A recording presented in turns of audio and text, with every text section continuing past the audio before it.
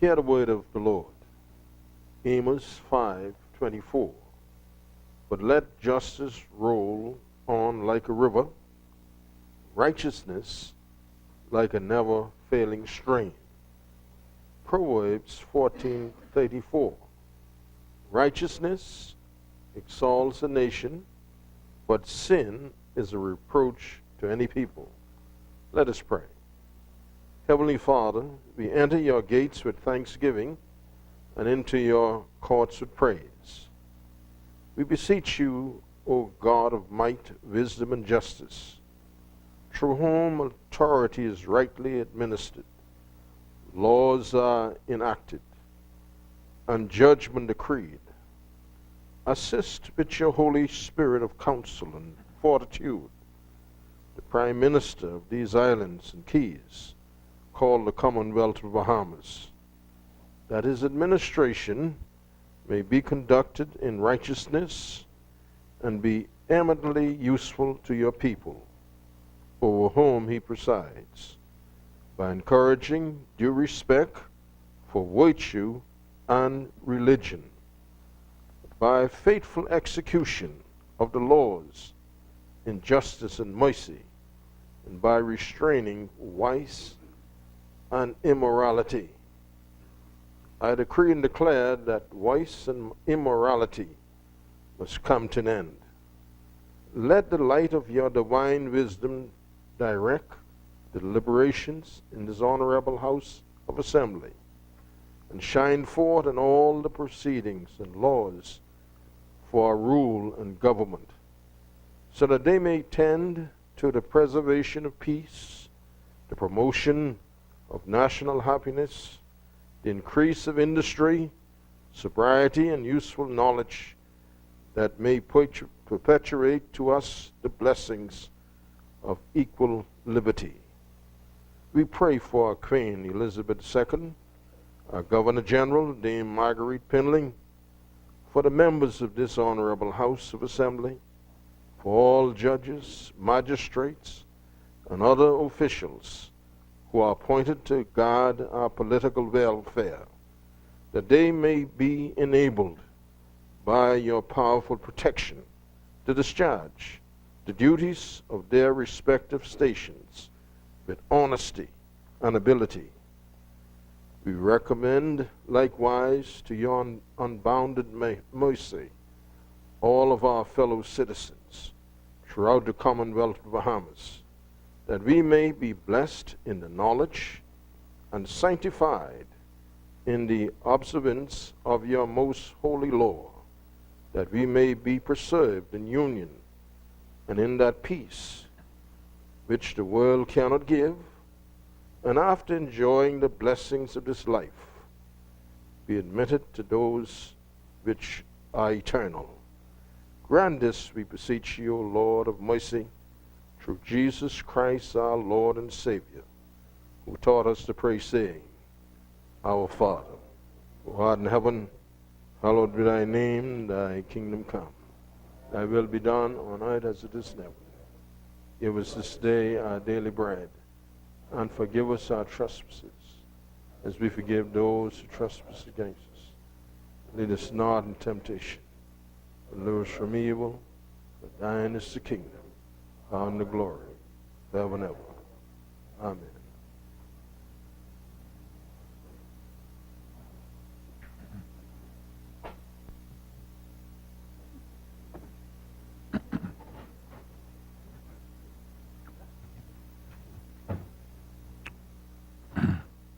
Good morning, honorable members. When the business of the House suspended on yesterday afternoon, the honorable member for East Grand Bahama had reserved the floor. The chair now recognizes the honorable member for East Grand Bahama. Thank you, Mr. Speaker. I yield my time to Carmichael. The chair recognizes the honorable member for Carmichael. Speaker, good morning. It's coming. It's still coming. I feel undressed this morning.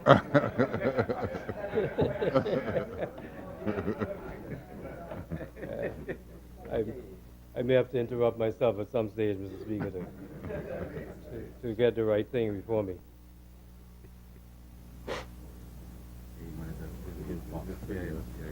Speaker, I rise on behalf of the good people of Carmichael just to say a few words on this bill.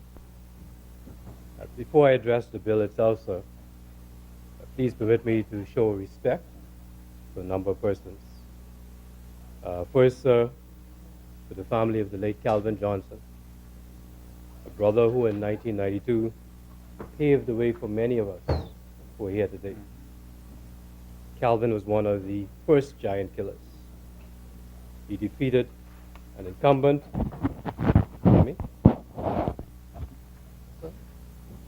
He defeated an incumbent who was considered an institution. However, notwithstanding the historic role that he played in our Bahama land, Mr. Speaker, he was still just Calvin. He didn't take himself too seriously. He always remained approachable. And there's a lesson somewhere in that for all of us. Secondly, Mr. Speaker, I know that my brother, the Minister of State for Legal Affairs, is in mourning. He has lost a brother and another close family member. And I pray that he will have the strength to face these obstacles with the same degree of class and decency that he exhibits in all of his interactions. Third, Mr. Speaker, my prayers go out to the Director of Education, Mr. Lionel Sands.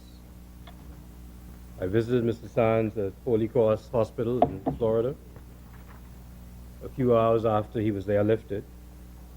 And I was pleased that we were able to have a good talk. He is on his way to a full recovery, and I will pray that he continues to be blessed. Fourth, Mr. Speaker, I offer congratulations to new F&M Chairman, Mr. Carl Culmer, and to Carmichael's MCMs, Ms. Jeanette Davis, Randy Conliffe, two brave warriors who fought in the trenches and have now been recognized with the party's highest honor. Finally, Mr. Speaker, I congratulate members opposite, the leader and deputy leader for their convention victories. My friend, South Andrews, new leader of opposition business. Mr. Speaker, also my fellow Scorpio, a member from Angliston. Mr. Speaker, members wouldn't know that Angliston celebrates our birthday one day before mine. And I can tell you that Scorpios are persistent people.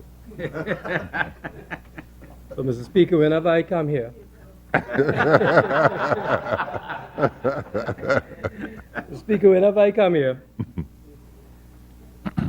I'm not surprised. I'm always looking forward to our spirited exchanges with Angliston, because I know that she's passionate in her views. Yes, she is. And so, Mr. Speaker, I am not at all surprised at Angliston's insistence on following the traditions of the Westminster system of governance. And I commend her for setting an example by adopting one of the strongest conventions in our parliamentary system. Mr. Speaker, I now turn to the bill.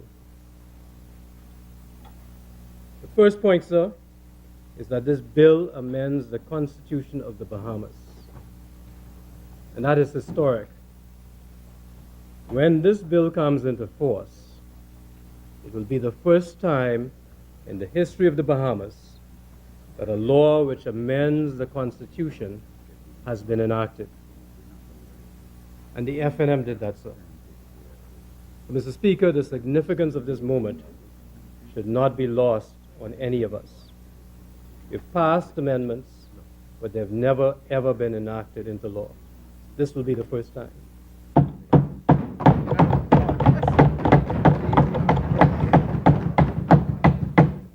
Mr. Speaker, every member of this parliament will be part of history, because for the first time in 44 years of independence, we are fully embracing constitutional change. More coming. Every member of this historic parliament ought to take a bow, sir.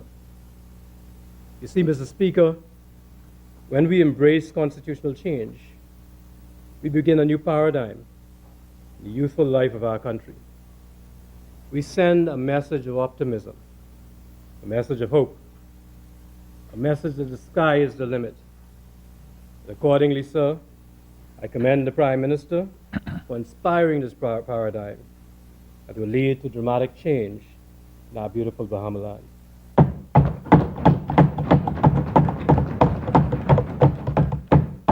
More to come. Speaker, this bill will repeal and replace Article 78 of the Constitution. In doing so, it takes direct control over criminal prosecutions from the Attorney General, who is a political appointee, and places that power squarely in the hands of an independent officer who has the qualification of a Supreme Court judge. So, Mr. Speaker, once this bill passes, no person in this country needs be concerned that there's the slightest possibility that he will be treated improperly in the criminal courts by an Attorney General from the party that he opposes. Conversely, sir, no person should be able to seek the favor of an Attorney General who is appointed to office by his party. I need my tools, they're coming. The DPP will be independent and will be immune from politics. It's a giant step. I'm going to answer you, Cat Island, so you just wait.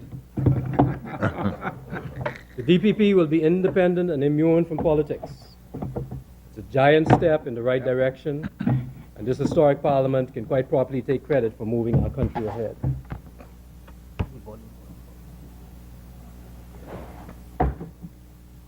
Speaker, this bill ensures that the DPP will be fiercely independent. He can hold office for no more than a total of 10 years. And also, he is given certain protections that even judges of the Supreme Court do not have. As with judges, the DPP may only be removed from office for inability to discharge the functions of his office or for misbehavior. As with a judge, when it is sought to remove the DPP from office, the Governor General must appoint a special tribunal to inquire into the allegations. However, in the case of proposed disciplinary action against a judge, the Prime Minister or the Chief Justice advise the Governor General on the membership of the tribunal. In this case, in the case of the DPP, the Governor General is advised by the Judicial and Legal Services Commission, the same body that appoints judges. This measure ensures that the DPP's tenure in office is totally insulated from politics. Mr. Speaker, one of the tactics of spiteful politicians when they can't fire someone is to abolish the office. So you're sitting in the office, they abolish the office, they can't fire you, but you don't have an office anymore. This bill ensures that the DPP's office cannot be abolished while there's a substantive DPP in office. So that tactic cannot work in relation to this.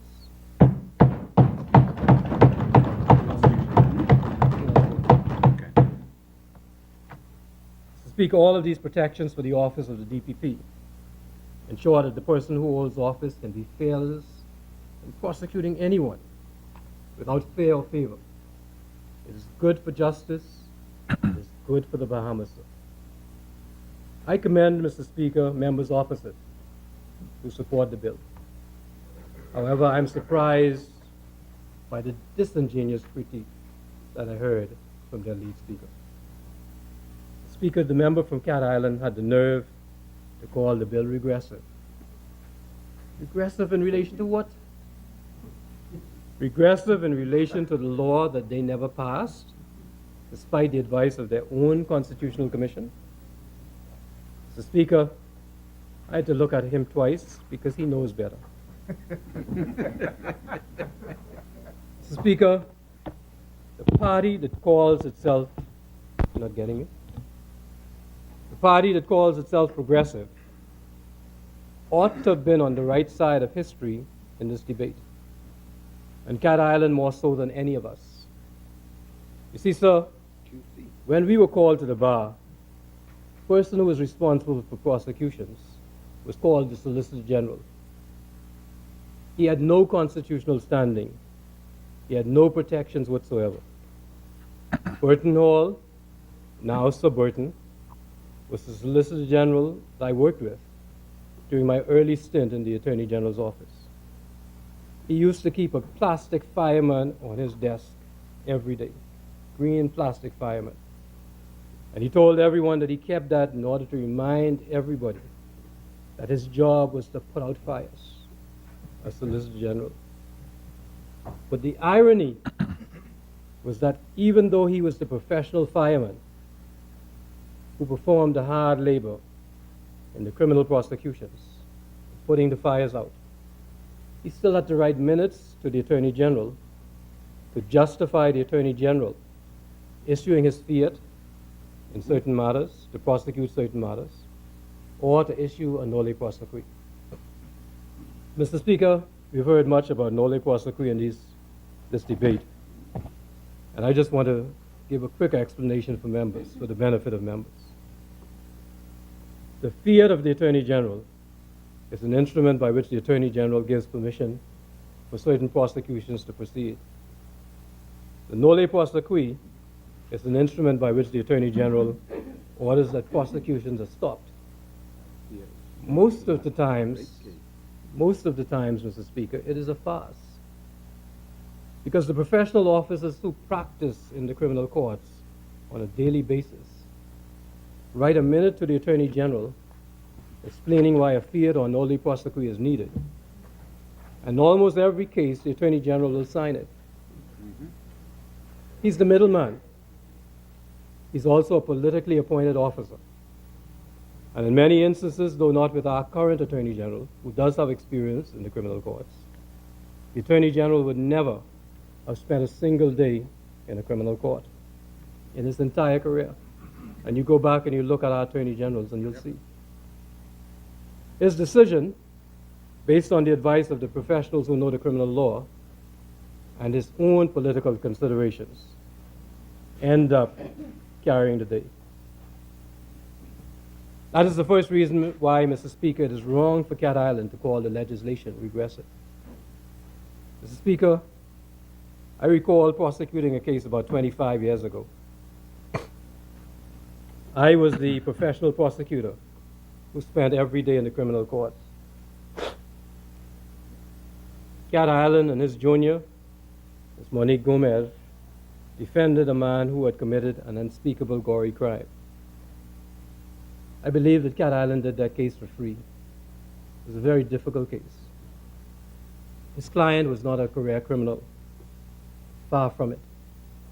He was essentially a product of circumstances, certain regard being had to his mental facilities, and other factors that impacted him. It was clear to both counsel and it was clear to the judge that the prosecution ought not to proceed. And every day Cat Island reminded me that a nolle prosequi should have been issued. I took no joy, Mr. Speaker, in the fact that the Attorney General did not issue a nolle prosequi. In the end, Mr. Speaker, the jury convicted his client, who was a mature man in his 40s or 50s at the time, if I recall correctly. And I took no joy in that conviction. This was no sexual predator, no mass murderer, no person who was a danger to the community. He was a simple-minded man in extraordinary circumstances. 52. It was clear that when it came time to sentencing, the judge considered all the facts and sentenced the man to time served while he'd been awaiting trial. He sent him home to his mother. See, Mr. Speaker, the judge recognized what defense counsel and the prosecutor recognized. We had three professionals in the court: the judge, prosecutor, defense counsel.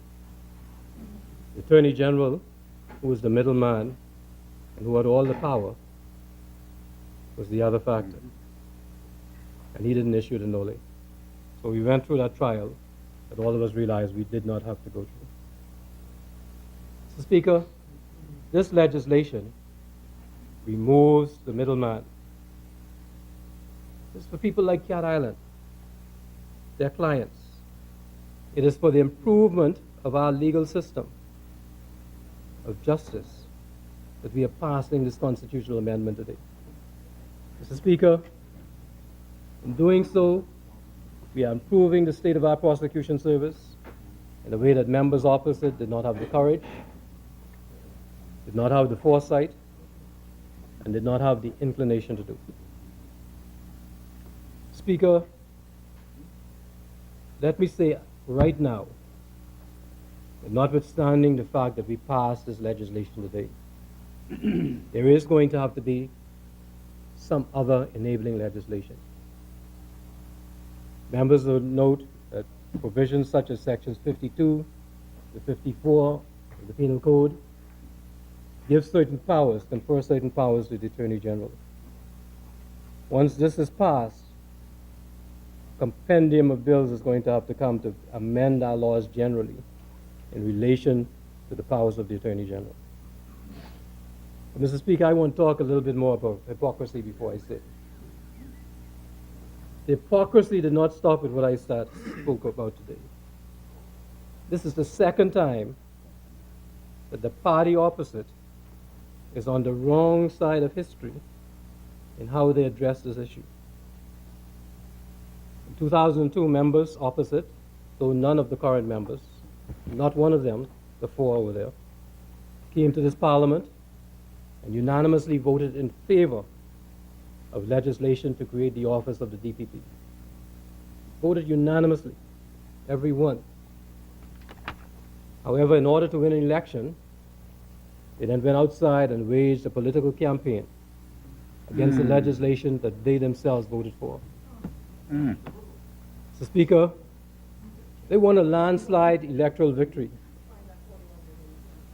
For that, what? Scorpio. You didn't see the cartoon? You didn't see the cartoon? It's missing, but it's still going. Mr. Speaker, I spoke about those Scorpios. Watch out. Mr. Speaker, they won a landslide victory. But the question is, at what cost? 15 years later, we are now seeking to undo the untold damage that they caused through us not having a constitutionally independent officer to lead the fight against crime through criminal prosecutions. One of the ironies of the 2002 legislation, Mr. Speaker, is the suggestion by Cat Island that we ought to enact that 2002 legislation because that legislation is better than the one that we bring now. That legislation that they campaigned against. Mr. Speaker, the 2002 bills were indeed visionary. And it's good that Cat Island now admits that fact. However, sir, this legislation that we debate and pass today is also visionary. Mr. Speaker, I refer to Proverbs 29, verse 18. It says that where there is no vision, the people perish. And nobody ought to take seriously the criticism of the survivors of a visionless government. Sir, Cat Island's party was wrong in 2002, and he's wrong today when he calls the legislation regressive. Speaker, the final point of criticism that Cat Island made is that somehow the exceptions in the bill permitting the Attorney General to give general or specific directions to the DPP in the exercise of his powers in relation to matters involving public policy, national security, or the international obligations of the Bahamas ought not to be included in the bill. He's wrong on this point also, Mr. Speaker. You see, Mr. Speaker, the 2002 bill that Cat Island now champions reserved even wider powers to the Attorney General. Uh-oh. I thought you were going to leave that to me. That bill permitted...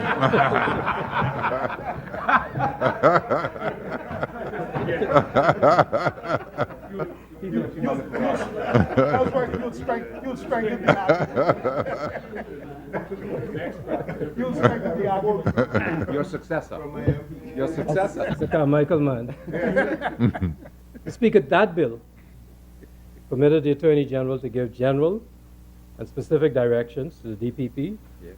in relation to matters of 1, piracy, 2, trading or otherwise dealing with slaves, 3, foreign enlistment, whatever that is, 4, publications calculated to interfere with the peaceful relations of the Bahamas with foreign states, 5, high treason, misprision of treason, or treachery, 6, sedition or seditious meetings, All of that? 7, official secrets, 8, muting or incitement to mutiny, 9, unlawful oaths, 10, a public policy, 11, any offenses under any enactment in relation to any right or obligation of the Bahamas under international law.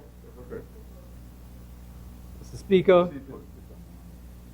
in this respect, the current bill permits less interference with the DPP than the one that Cat Island says that we should enact. It's more progressive. It is. Listen to this. Listen to this. Listen to this. It is more progressive, Yes. but less liberal than the former bill, which is a good thing. Don't get sidetracked. Tell him. So, Mr. Speaker, Disingenuous. No, it's not a point of order. No. I will yield to you. I will yield to you. Chair recognizes the honorable member for Cat Island, Rumpkin, San Salvador. Why I say the bill is regressive is that under the directions of the Attorney General, as is now proposed, it is very wide. They could intervene on matters of public policy. No definition of public policy. But public policy is a very wide term, and it's an evolving term of art. National security, that's undefined, and international relations, undefined. What I said in I pointed out in my contribution that the bill that was proposed in 2002 was more progressive because it listed offenses to which the Attorney General could have intervened. They were listed and identified. And when you look at those offenses, I pointed out to the chamber that those offenses are considered under Title 26 of the Penal Code, which are offenses related to the state, which is an acceptable exception to the independence and the exercise of prosecutorial matters by the DPP. That's what I pointed out.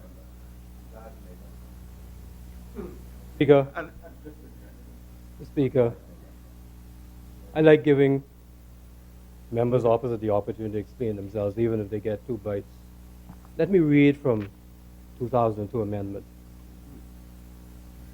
The Attorney General may, in any case involving general considerations of public policy, give general or specific directions to the Director of Public Prosecutions as to the exercise of the powers conferred upon the Director of Public Prosecutions.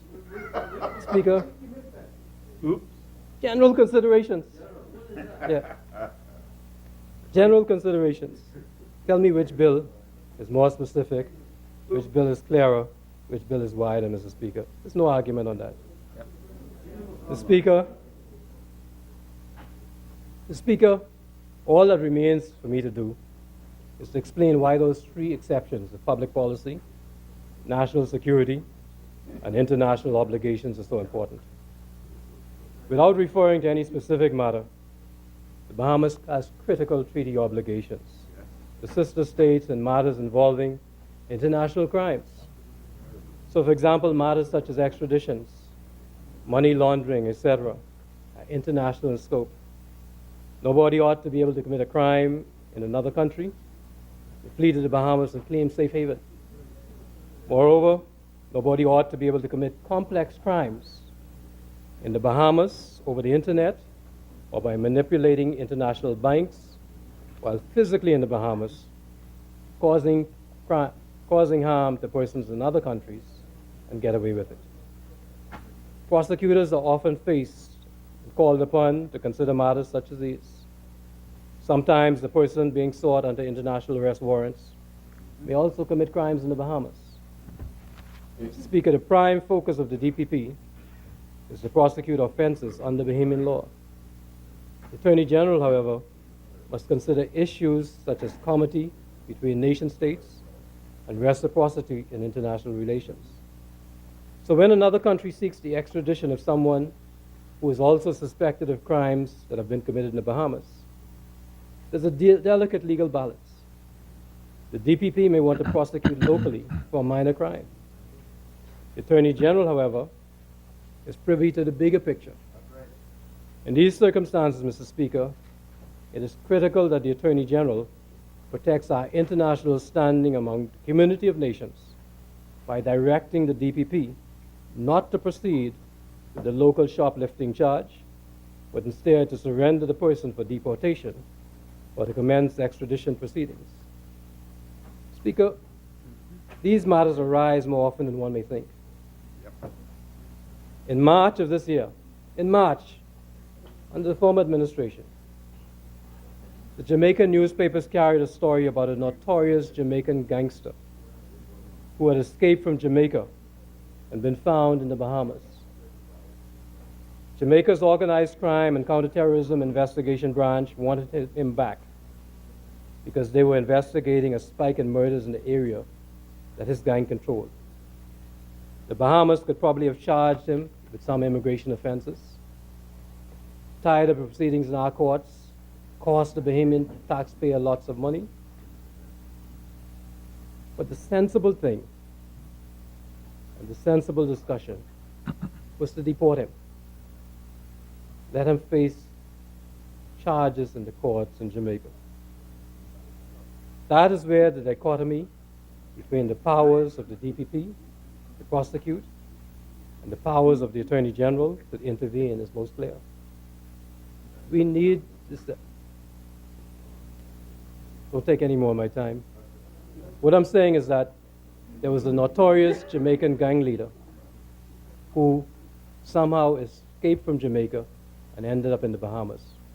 He was found here in March. I don't think he's one of your Okay? clients. He was not facing, the Bahamian immigration authorities did not charge him with any offenses. Okay. Yeah. Okay. Yeah. They did not charge him with any offenses. He was dangerous and They deported him. He was not charged. They deported him. Yes, right. But he could have been charged. He could have been charged with immigration offenses. Yes. You could have had a zealous DPP seeking to prosecute him here in relation to immigration offenses, rather than looking at the bigger picture that the Attorney General looks at. That's the point I was making. So we sent him back to Jamaica. Your government sent him back, which is good. I commend you for it. That is why we need that separation. Mm-hmm. It is a good reservation of powers for the Attorney General, Mr. Speaker. And I don't care which country has it in their law and which country doesn't have it. It's good for the Bahamas and it's good for our law.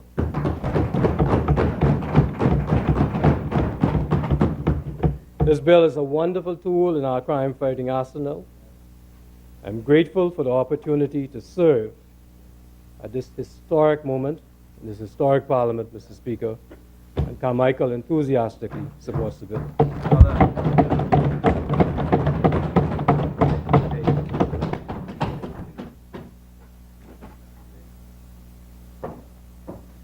As many?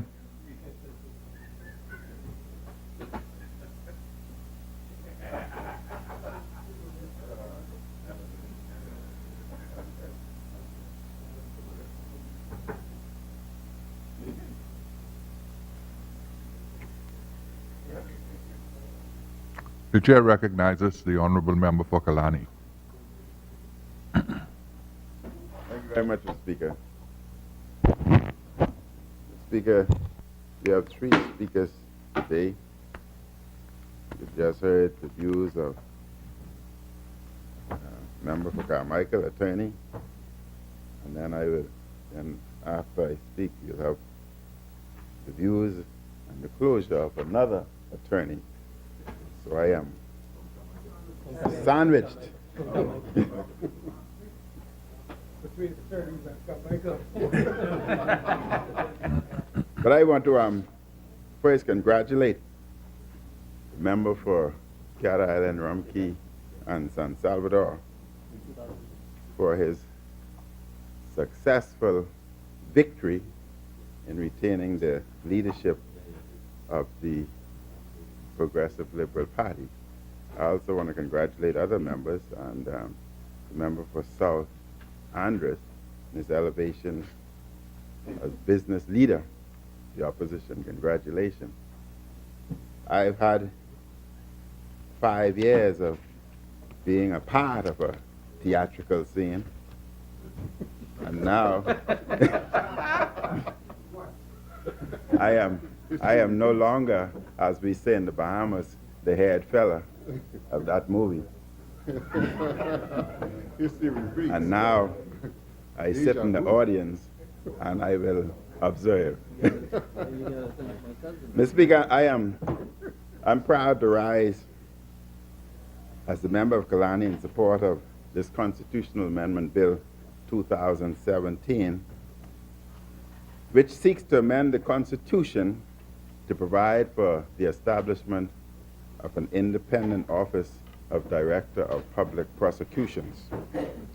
In particular, this bill seeks to amend Article 78 of the Constitution to provide for the creation of office of Director of Public Prosecutions.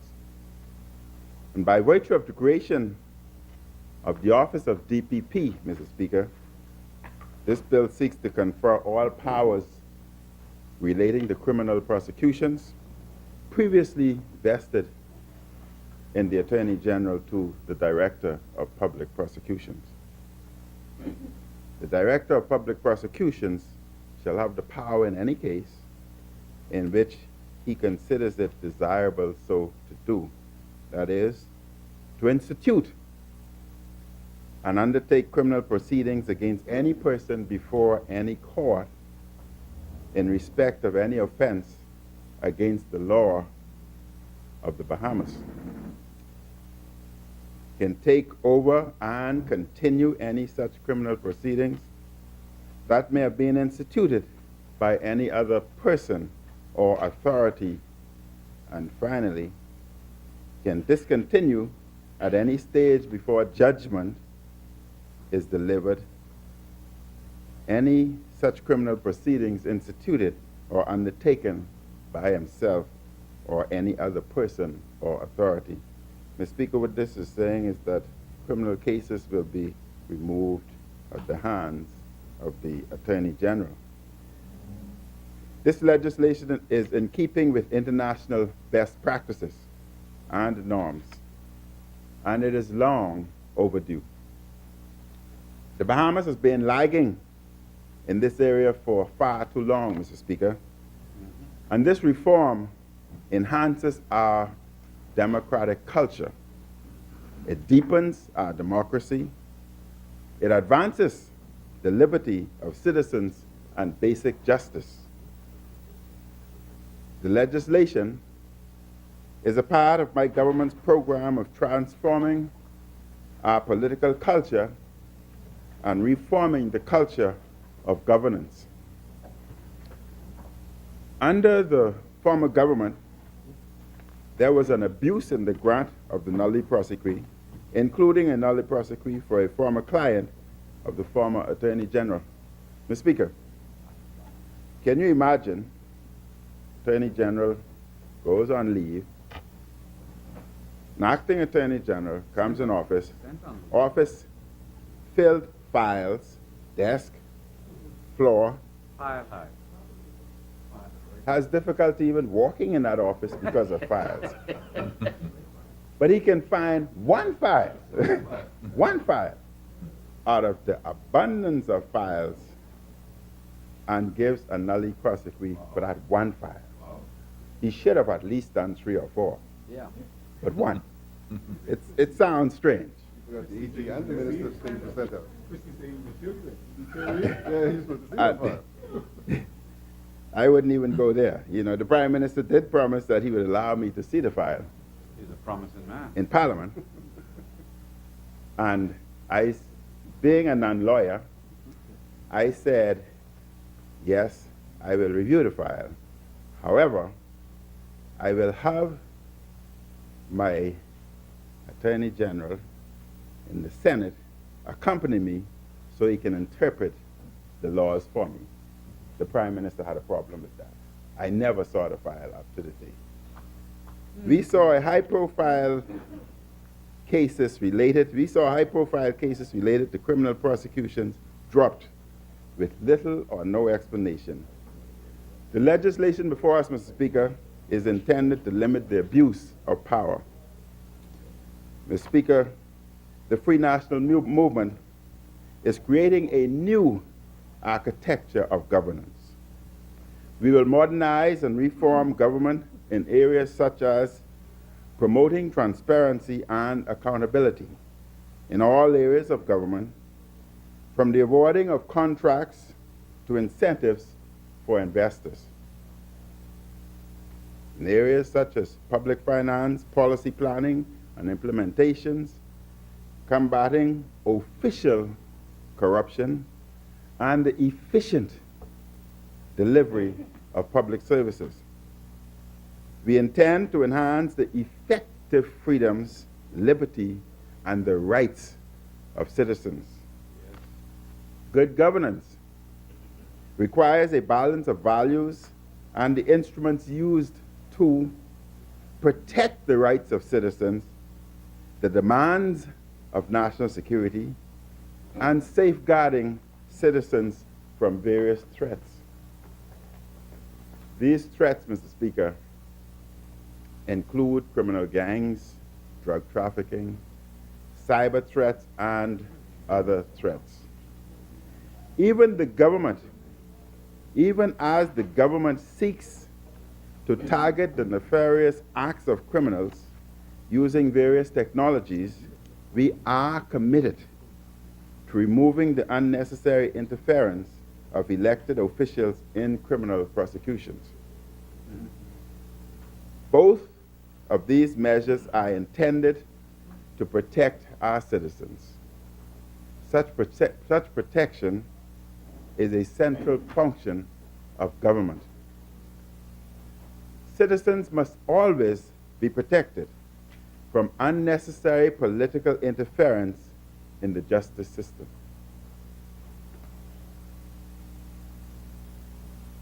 Mr. Speaker, citizens must also be protected from those who use communications technologies to harm fellow citizens and residents, even as we vigorously protect the privacy of citizens and residents.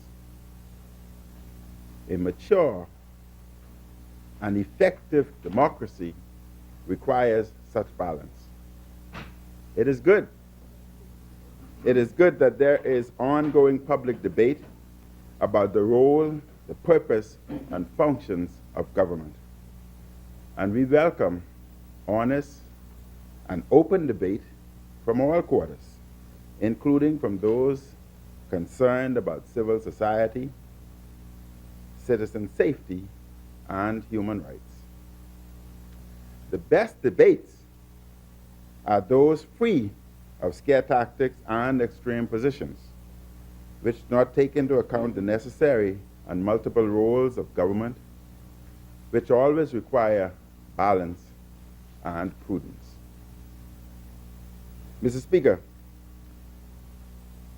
I found some of the recent discussions on immigration very curious, following my communication to the House of Assembly on various immigration matters. And let me state again that a government must be guided by balanced and prudent policies. This government will continue from now until the end of the year to interdict and repatriate individuals here illegally. This being individuals from all countries, be they black or white, regardless. We will continue to enforce the rule of law in our repatriation efforts. We will be humane and just. It is disturbing, Mr. Speaker, that some who claim to be concerned about human rights and the rule of law seem to want to suspend the rule of law when it pertains to certain immigration matters. But let me say here that this government will not back down. All illegals are urged to leave voluntarily, because by December, voluntarily before, because after December 31st, we will aggressively pursue all illegals. We must, Mr. Speaker, be a nation of laws, not of personal fancies and extreme positions. I agree with those activists who have spoken and written of the need for the Bahamas to act in accordance with our Constitution and the demands of human dignity and social justice in the grant of residency and citizenship for eligible individuals. To help advance this goal, my government will create an independent body commission to approve applications for citizenship in accord with the Constitution of the Bahamas. Mr. Speaker, I can say that this commission will be headed by a renowned, prominent, and distinguished retired justice of the court.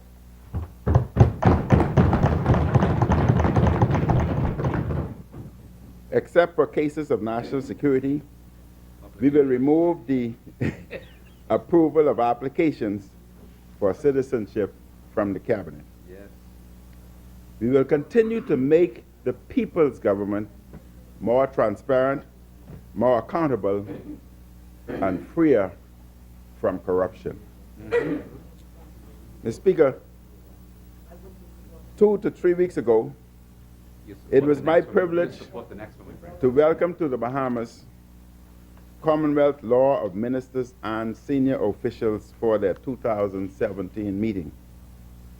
I stated in my welcome remarks that an important component of the rule of law is that all people, institutions, and entities, public and private, should be accountable to laws which are equally enforced and adjudicated by the courts.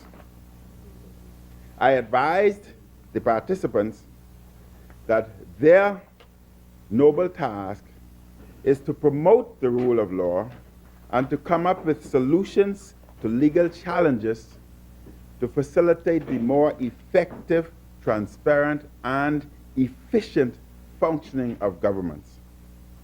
I noted also, Mr. Speaker, as a consequence of governments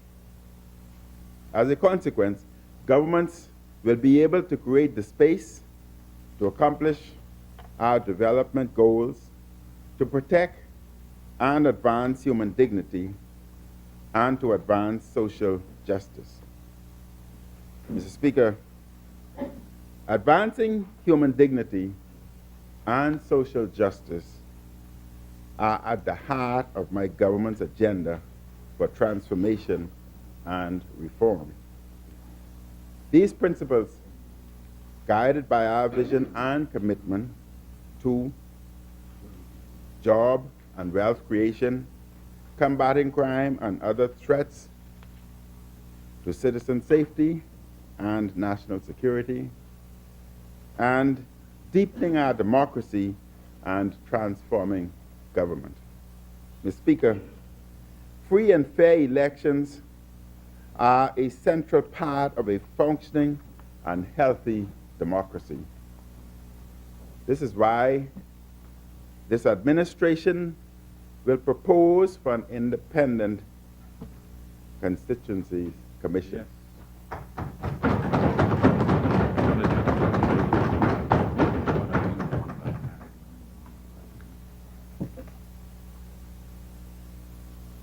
As a democratic government, Mr. Speaker, we are about changes. And we know that there were 4 referendums that were brought to this parliament, to the country, that failed. My government will make changes to the Immigration Act to ensure that all children born to Bahamian women, single or married out of the Bahamas, are automatically citizens.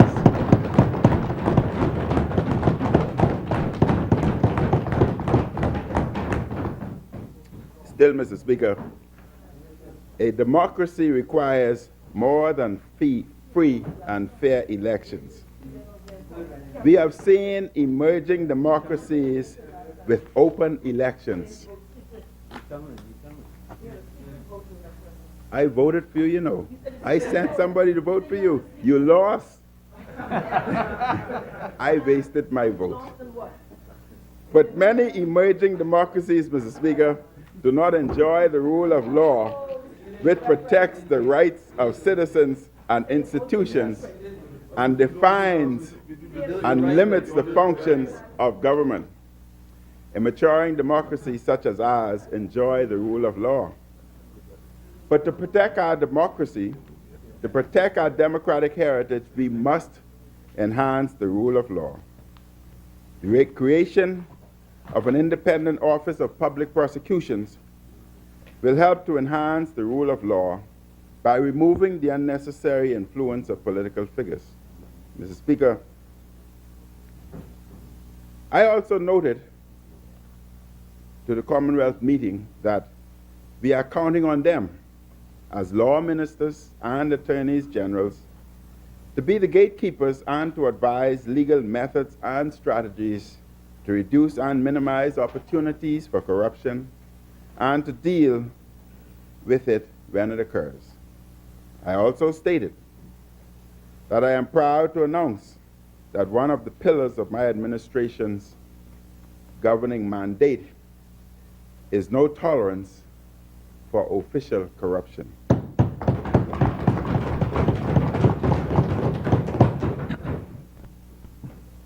We are demonstrating that such activities will be vigorously investigated, prosecuted, and punished.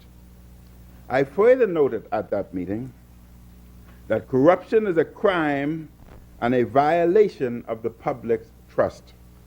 Moreover, the net effect of corruption is to siphon off valuable state resources that could be used to assist in development and improve the lives of the citizens. I stated that we are amending our Constitution to enshrine the office of an independent director of public prosecutions, which was one of the recommendations of our Constitutional Commission and one of the commitments made by this government.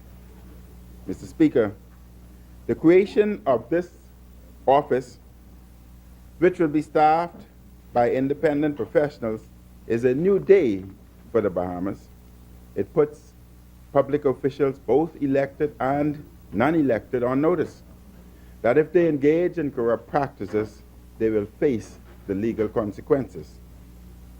The creation of this office is one of the most important advances in the modern Bahamas in combating official corruption, which became rampant in our country. For too long, we have turned a blind eye to official corruption, which has drained our country of many hundreds of millions, if not more, of public funds.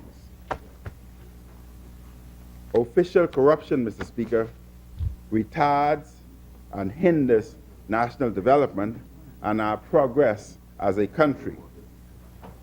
The massive corruption of the last 5 years was a shameful national disgrace which should never be allowed to happen again in our country.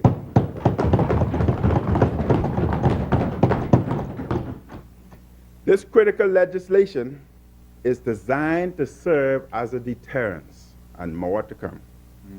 It is designed to limit and prosecute such corruption. Mr. Speaker, the last government of which the member for Cat Island was Deputy Prime Minister was one of the worst governments in the modern Bahamas.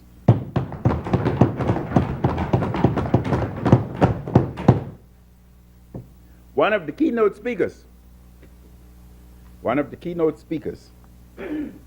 at their convention last week, one of their very own,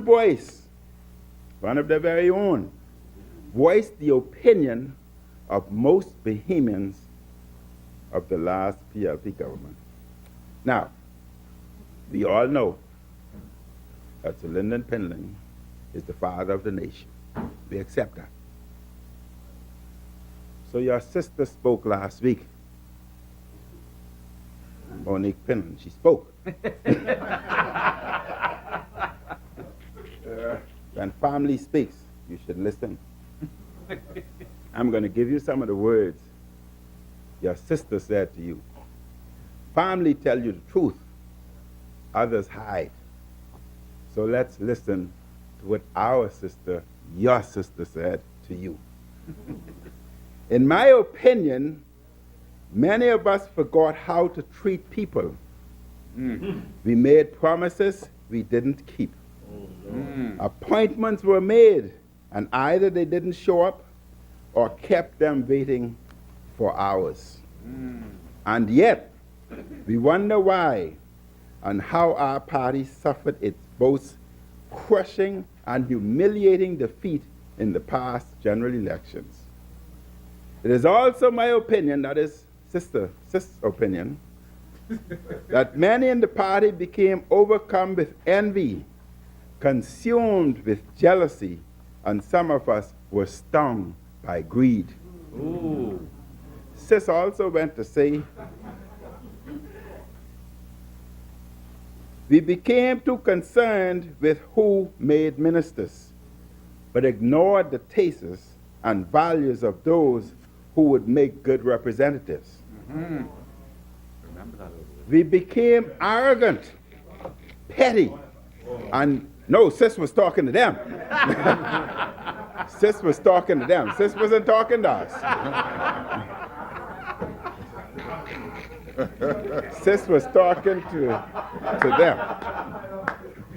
We became arrogant, petty, and thin-skinned.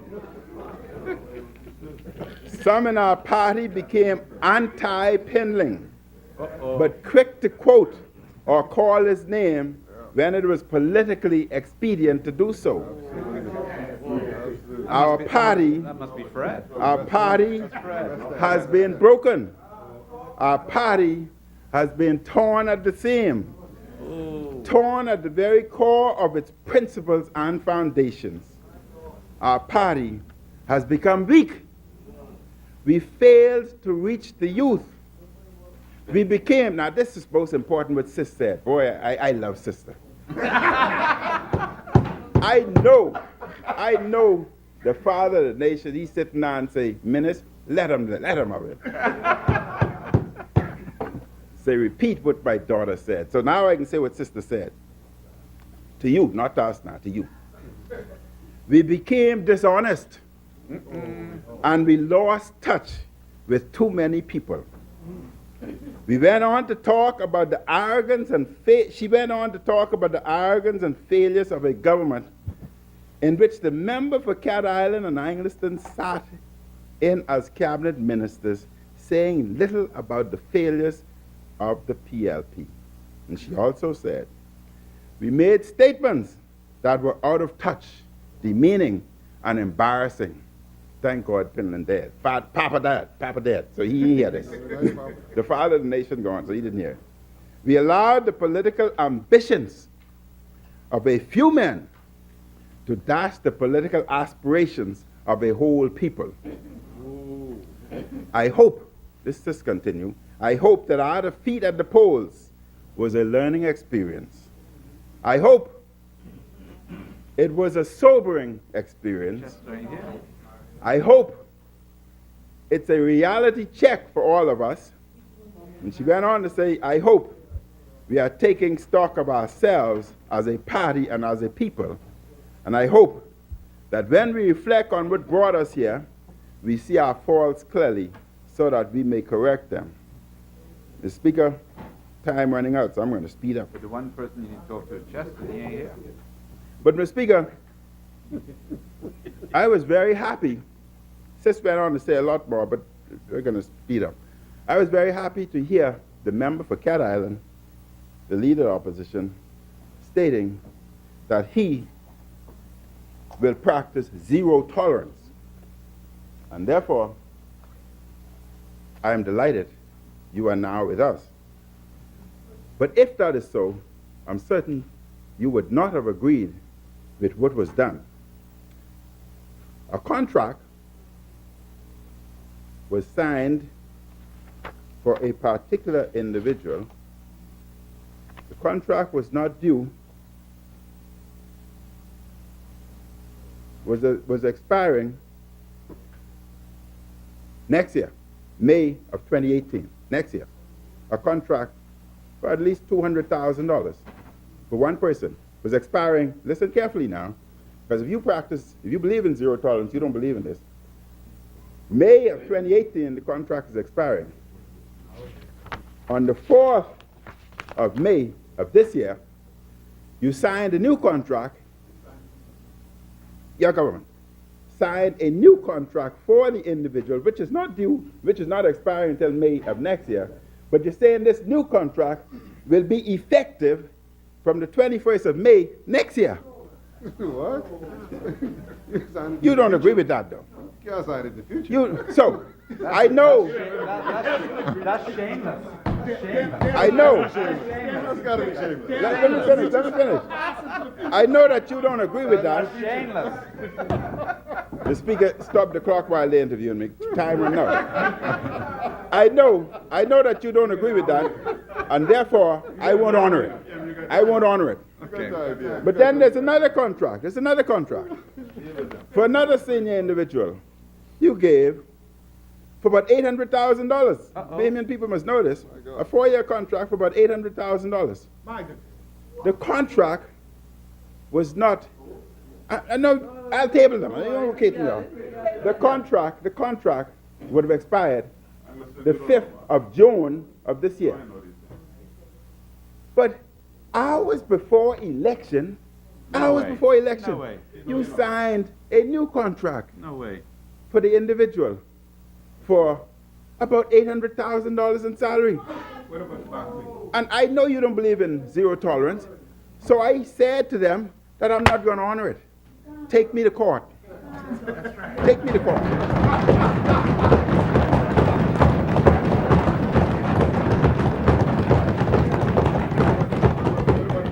Because there are too many Bahamians suffering, but you want to give one person $800,000. So, but you know why I don't want? You know why I want them? You know why I want it to be taken to court, so that everything can come out, and all the other cases I can bring forth.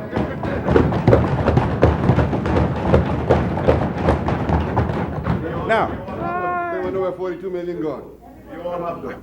I know that if you practice zero tolerance, you agree with me. I'll sit, and if you want to talk, you want me to sit? He's getting naughty. He's getting naughty. Telling you where your 42 million gone. Mr. Speaker. Mr. Speaker. Yes, sir. Explain your 42 million, man. Give him that. Mr. Speaker. As we are getting hot, Mr. Speaker, I don't know. Honorable members. Mr. Speaker. Anyhow, Mr. Speaker, let me say in my last 30 seconds We will establish a committee to review all salary structures for government entities, public hospital authority, national insurance, airports, etc. Because I don't see how you can give one individual $800,000.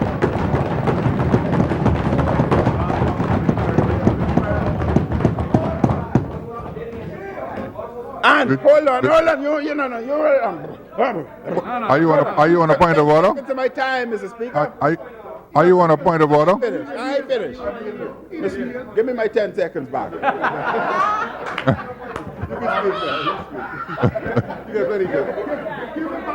Mr. Speaker, Keep talking. I only want to put the nation on notice The time has that gone. the time has come when individuals are being paid by that government $500,000 per annum. Individuals are receiving contracts up to $800,000, and the members of parliament are being paid $28,000.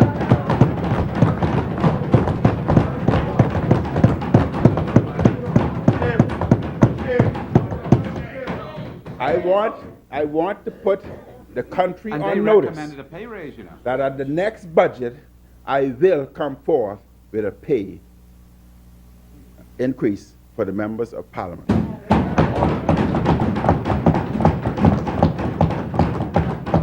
I will establish an independent committee who will look at the members' salaries, who will look at government structure, salaries for these $500,000, these $800,000, and these contracts signed a few hours before election. All of that will be reviewed. Thank you, Mr. Speaker.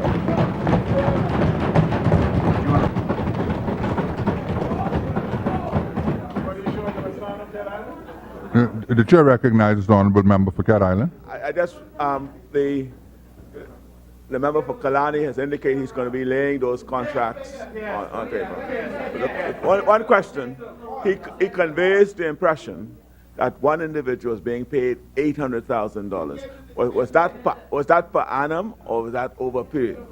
And maybe he should speak to it. The chair recognizes the honorable member for Kalani. I have more time.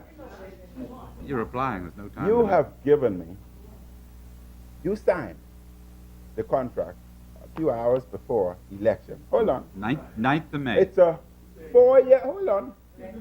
You were the deputy list. 4-year contract of approximately $200,000 a year. That's way more than I can't pay. Yeah. $200,000 a year for 4 years, right? But now since I'm up, no, let me tell you the other one. Since I'm up, Mr. Speaker, they signed a contract. An individual was getting paid, and I'm going to table this too, $140,000. They subsequently signed a new contract and made his salary, increased the salary to $200,000, made it retroactive, and gave him a $60,000 check. I can table that too. And you don't think that's wrong? And then He's on a just roll. before election, you signed a new contract for him, saying that his original contract would not expire again until next year, but you signed one saying that this one again will not become effective until the next one expires next year. I'm going to table that too.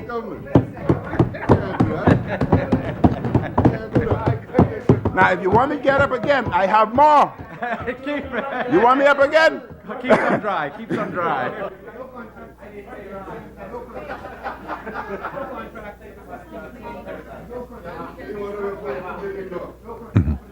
As many,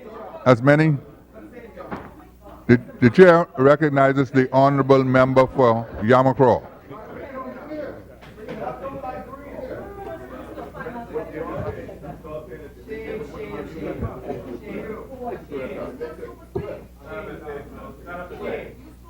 Honorable member, you may continue. Mr. Speaker. Yes,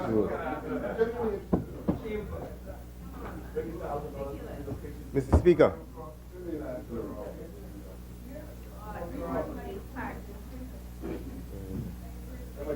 Where's my Mr. Speaker. Yes.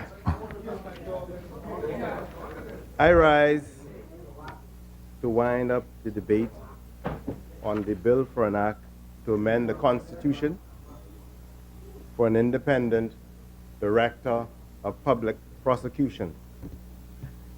I must say that I'm in awe at the presentation of my leader, the Right Honorable Dr. Hubert Alexander Minnis.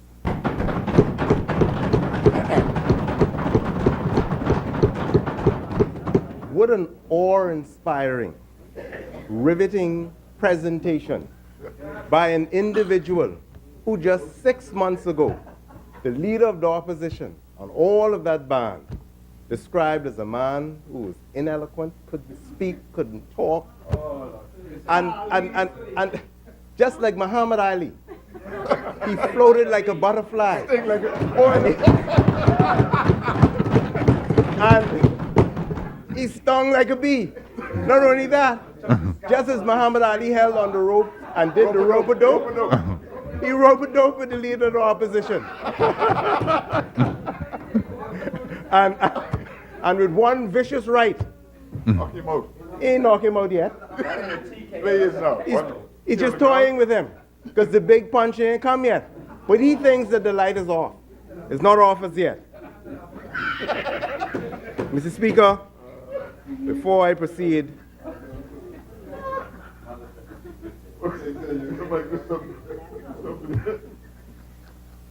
I must recognize and congratulate the leader of the opposition, Her Majesty's loyal opposition.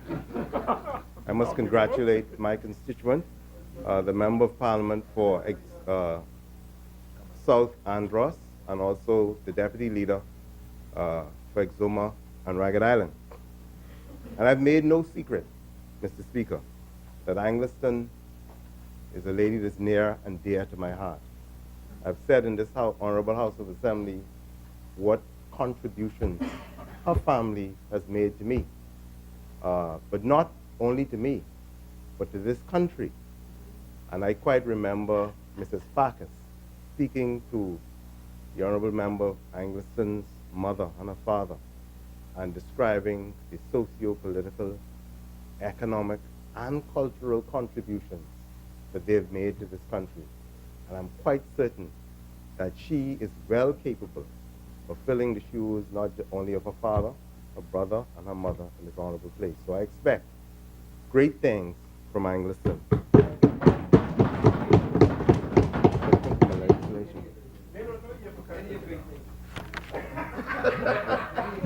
Mr. Speaker, I would like to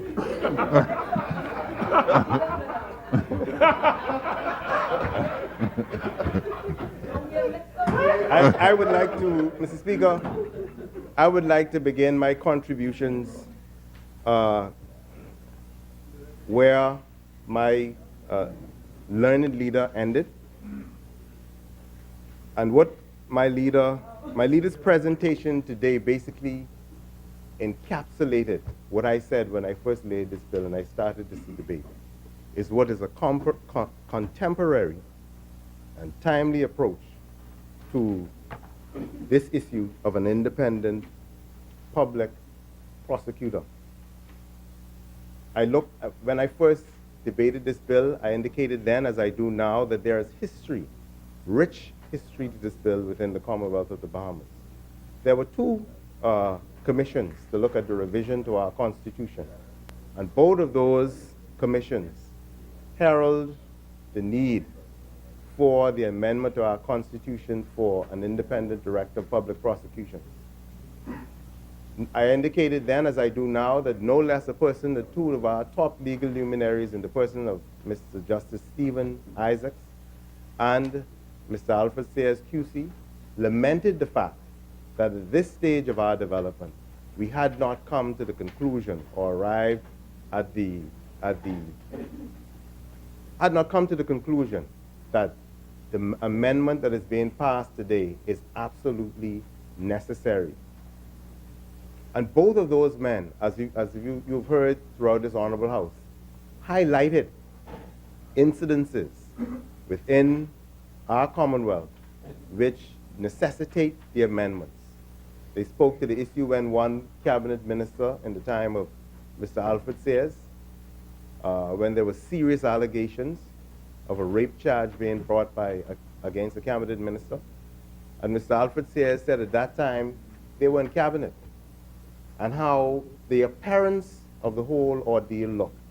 And he then lamented that it was necessary that we separate, especially in criminal matters, criminal functions, the prosecution of criminal matters from that of the Attorney General. Then there was the nolle prosequi incidences, one of recent vintage, where in that case, even the then prosecutor had indicated that the matter was sufficient, there was sufficient evidence for that matter to continue. But in the absence of the Attorney General, the acting Attorney General issued a nolle prosequi. There was also then the issue of the matter with the administrator from Inagua, where both persons sat in the cabinet.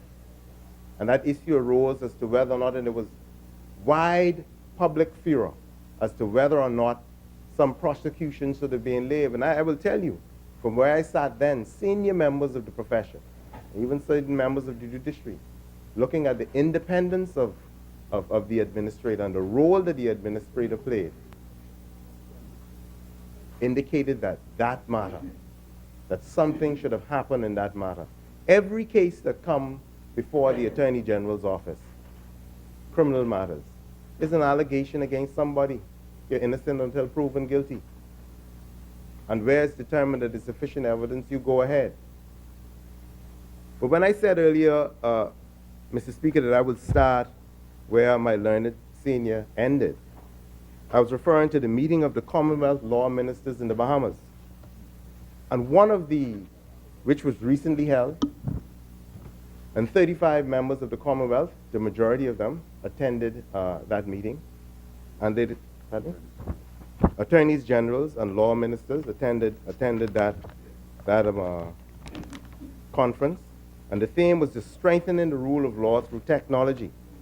But one of the main topics that was dealt with, Mr. Speaker, was prosecution independence and accountability, principles, challenges, and recommendations.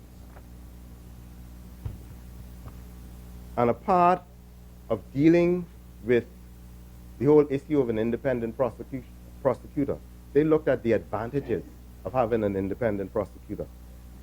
And surprisingly to say, having regard to what I've heard in this House, Mr. Speaker, a number of the territories that we said that we'd look to, Canada, Australia, Barbados, Hong Kong, all have basically the same amendments that are being done in the Bahamas. And they outline benefits for an independent director of public prosecutions. They also spoke to some of the changes. And after my Prime Minister would have spoken, I'm delighted to say that persons there were even asking for copies of the speech, because the speech was so contemporary, and it took into consideration those issues that we have to address, Mr. Speaker, that we must address if we want to get this country back in line. And I want to say, as I said earlier, that when persons look internationally and locally to invest in a country, there's some risk assessment that they do. And I challenge anybody in here to look at the consideration of the World Bank or the IMF or the Inter-American Development Bank and see what they're saying. Their entire contribution to developing countries and first world countries is what you're doing about corruption. They're not asking you anymore, and the Deputy Prime Minister would have said it. They're not saying, this is what we're going to do.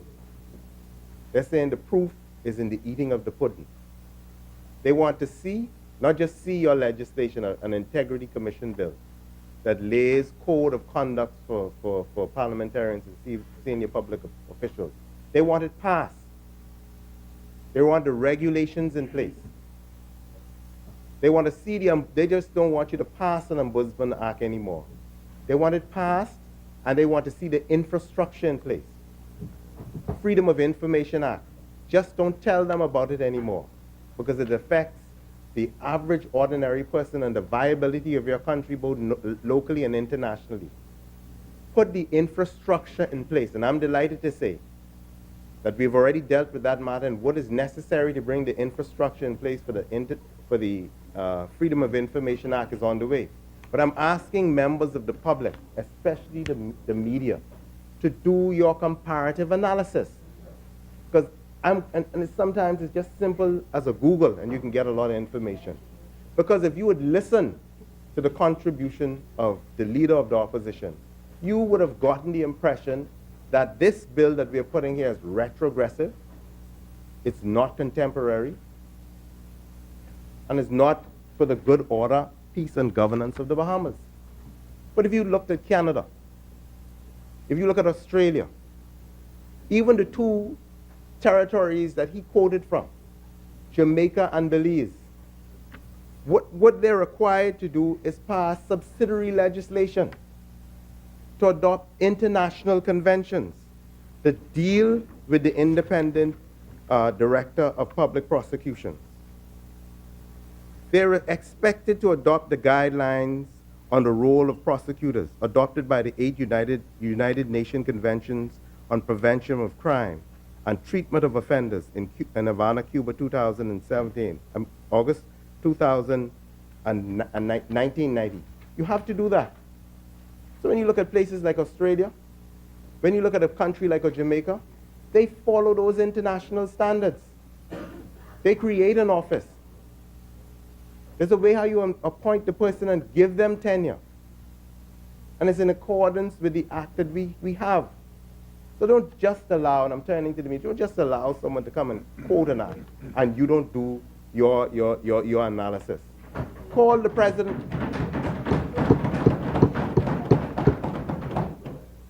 Call the president of the bar and ask them to volunteer an expert to assist you in the analysis. Subject to my rigorous schedule, which includes my family, I'm available to come and discuss it. Not only am I available to come and discuss it, just as I stand opposite to the leader of the opposition, I'm prepared to debate it. Because that's just how strongly I feel about it.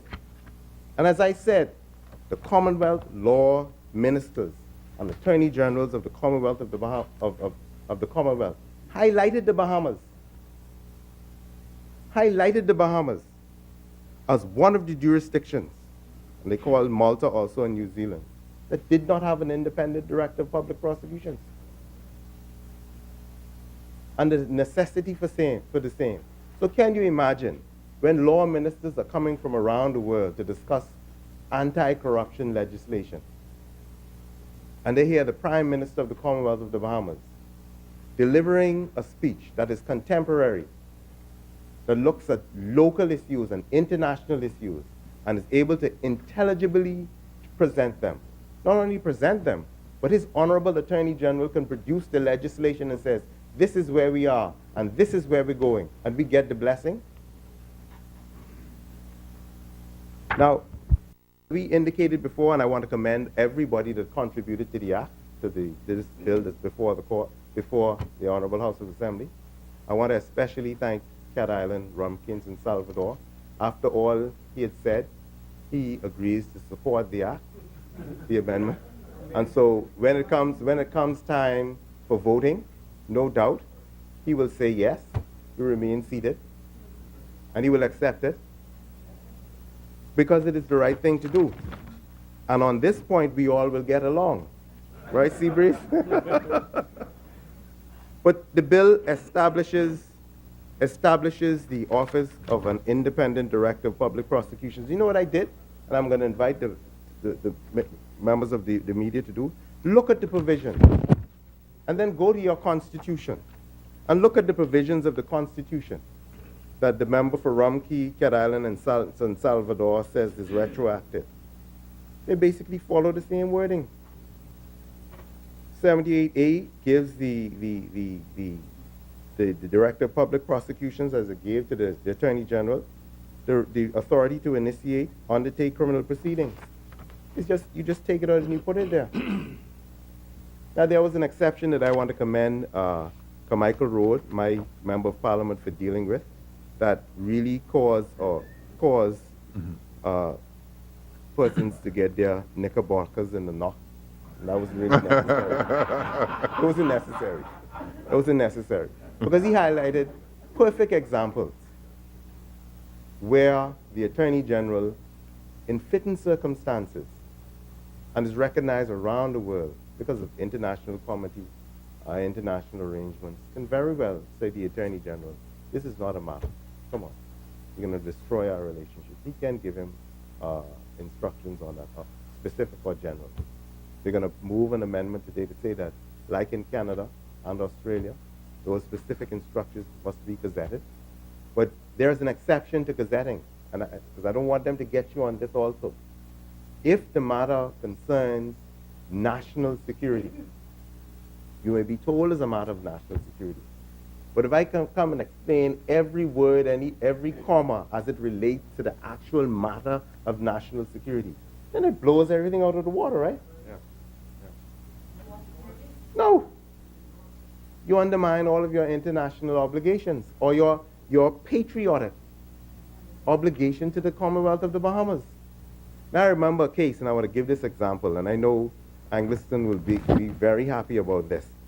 And it highlights someone that's near and dear to her. I did the Lorcan case with Mr. Arthur Dion Hanna Jr., my illustrious senior. And we toiled over that case. A boat left, a ship left, Colombia, loaded with drugs. Had a tracking device on it.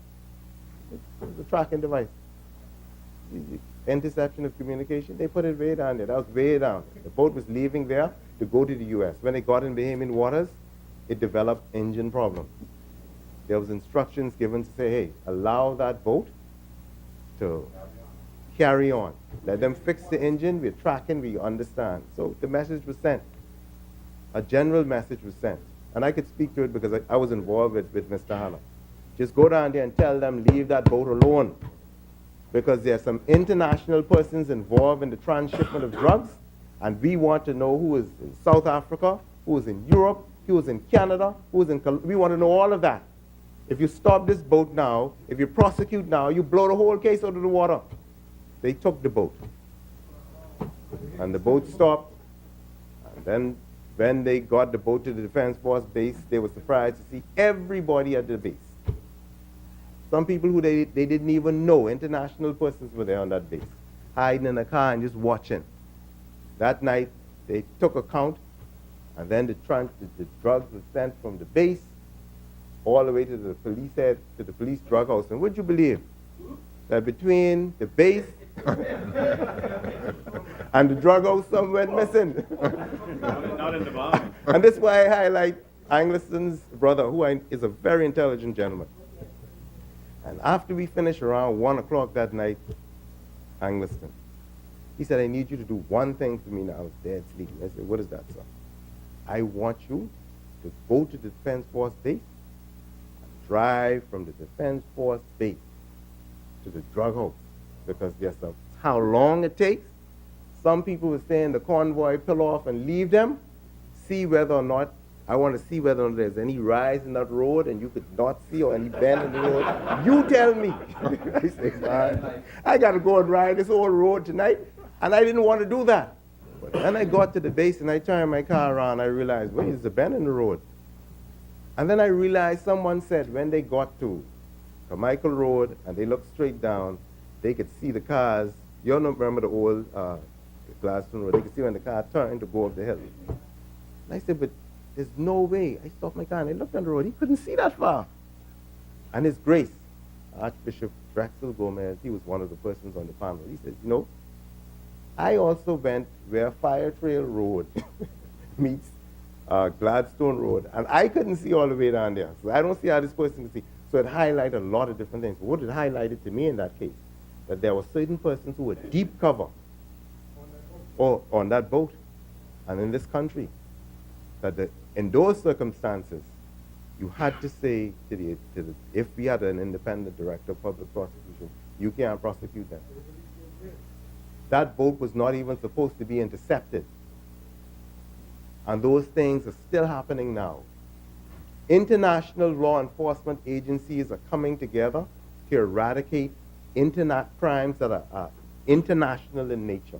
And in that circumstance, I know that Cat Island, Rumkins, and Salvador would agree that was one that the AG, after speaking to the Minister of Foreign Affairs and the Prime Minister, would say, Mr. Director of Public Prosecutions, also to Mr. Commissioner, as the Commissioner sent the corporal to tell the Defense Force officer, leave that one alone. It's bigger than what you think it is. Now, I heard Cat Island and San Salvador spoke to my MP, Michael Road, about definitions. The Constitution is a living organism. The Privy Council said that, and Minister of Home Affairs and Fisher. That's when he was describing children as bastards and all those different things. He said, wait a second now.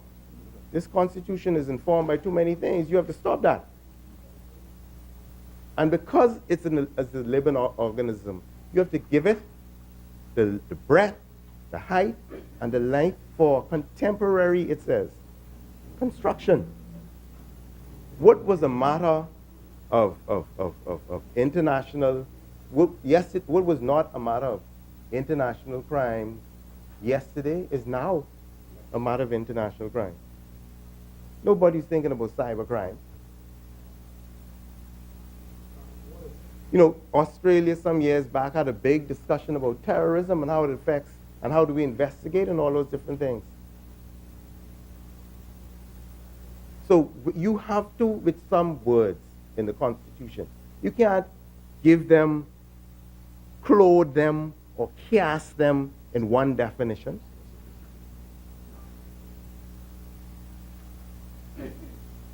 And the reason why I say that, and I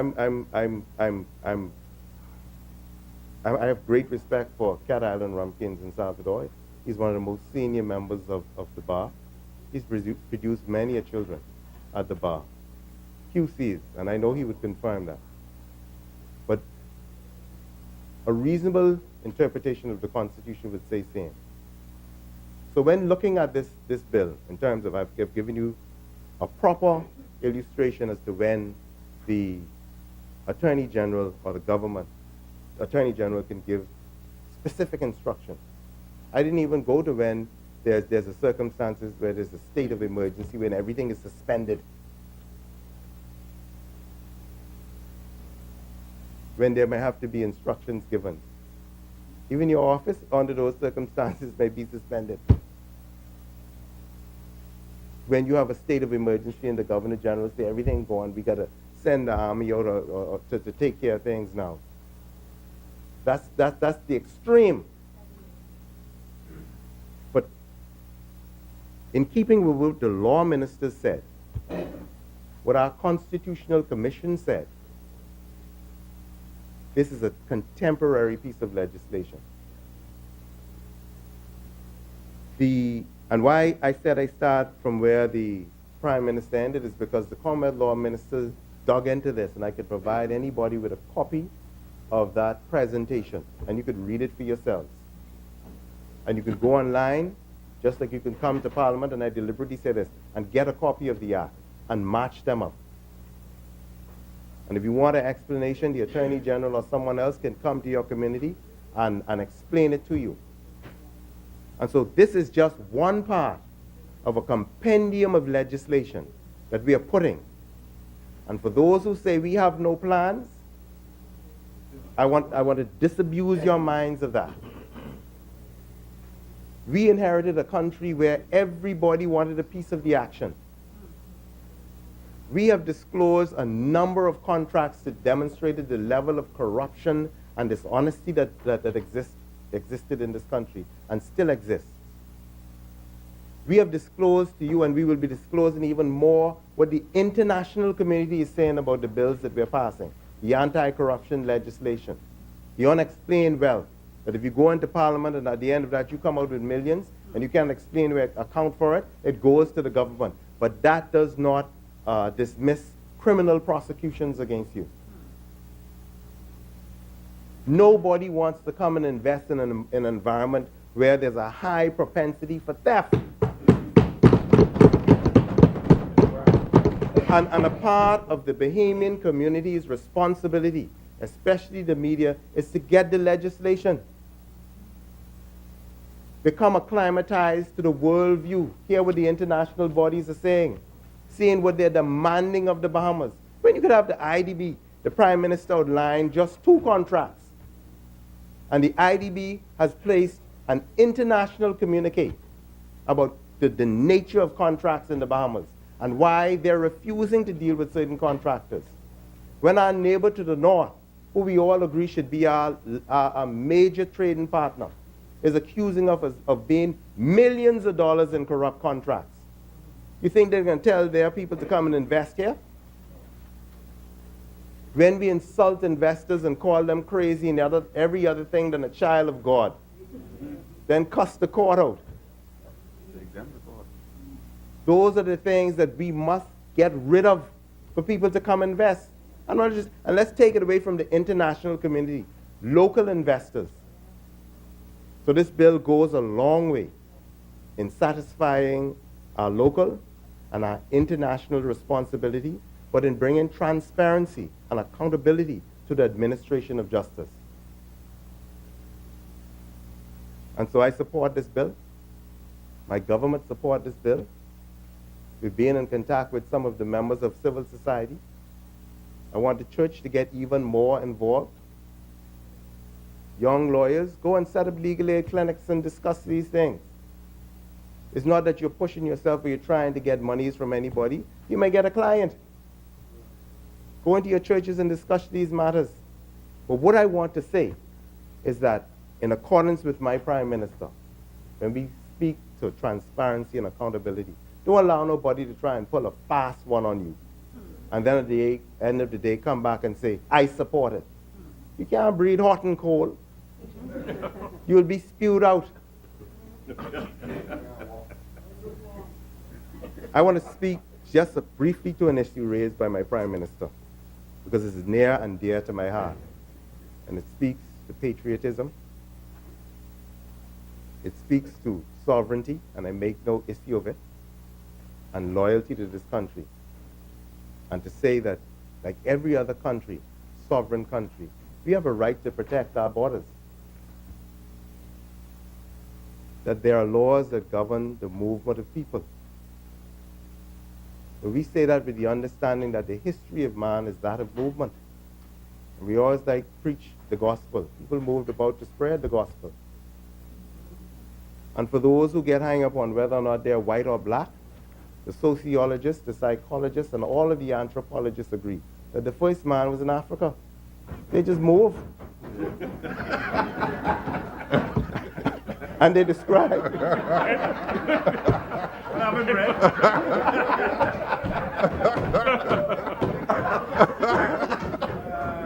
Friend describes himself as a white black man. Okay.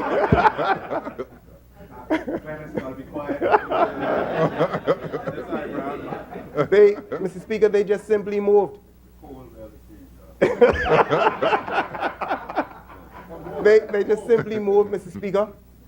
And the anthropologists and the scientists describe them as our cousins. But we know that we're all brothers and sisters. And I just say that from the lowest common denominator to say that is about movement. How do we create economic activity? Sometimes you have to have movement. But it must be done in accordance with the law. It must be done with the recognition that we're not running a welfare state. It must be done with the recognition that when we lay a budget, it takes cognizance of the fact that we have so many students we have to provide education for. We have so many hospitals or health care we have to provide for. These are the roads that we need. That's what countries do. So when you budget for that, you budget taking all of those things into consideration. So every country around the world is saying, wait a second, I didn't budget for, and this is not bombs, I didn't budget for extra 5 million. Where do I get it from? But sometimes you cannot ignore some of the difficulties. Sometimes you cannot ignore the difficulties that people face. So in keeping with the whole concept of sovereignty, patriotism and all of that, and as persons being given the obligation to govern this country, you can't govern it on emotion. It's like running a business. I learned that in my law practice. Everybody will tell you they pay you later. And guess right. And guess what? You end up with light bill, water bill, baby bill, and I got baby bill, wife bill, all kind of bills, and no money. And so we can't run the country that way. And so when the Prime Minister says, whether it be this government or other governments or governments around the world, listen, there's a certain carrying capacity that we cannot go beyond. That's it. And so you have to do certain things. But, as my Prime Minister says, you must do it in accordance with the rule of law, respecting the fundamental rights of everybody. And for those, I've heard so many people cuss and holler and kick, grab, but they themselves identify the fact that the country is strained. But they put forward no reasonable solution to it. They put forward no reasonable solution to it. And I'm going to say this, and I'm going to say it publicly. I'm not anti anybody, because I tell you, you don't move this way. I could take you in this way. But even for the ones who don't come right, I'm going to do something. That don't mean that I identify no one particular group. Or if I tell you don't build this way, don't throw things that way, we tell in the Bahamas that. That's not discrimination. And it doesn't mean that I'm better than you. That's what you do. That's what you have to do. So with respect, I like the fact that we're moving assiduously to deal with those issues concerning citizenship, women, and all those different things. That's what we promised. But I had to just say that piece, Mr. Speaker. But I come back to the bill. The bill is not one that's not fitting to be passed.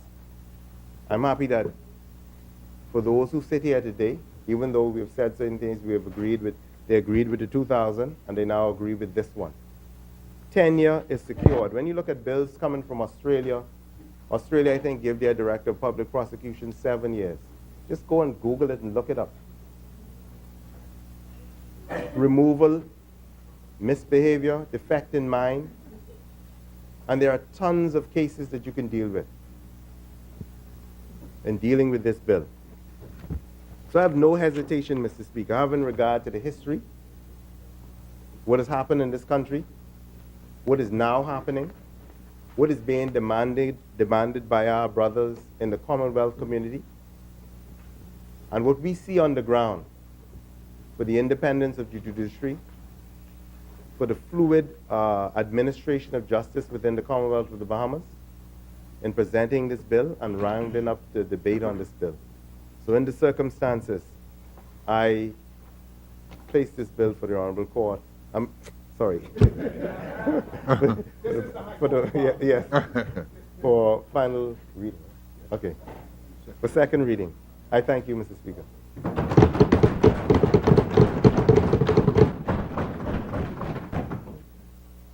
As many for the reading and committal of bills.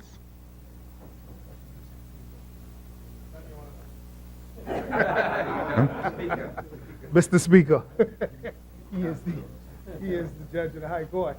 Okay.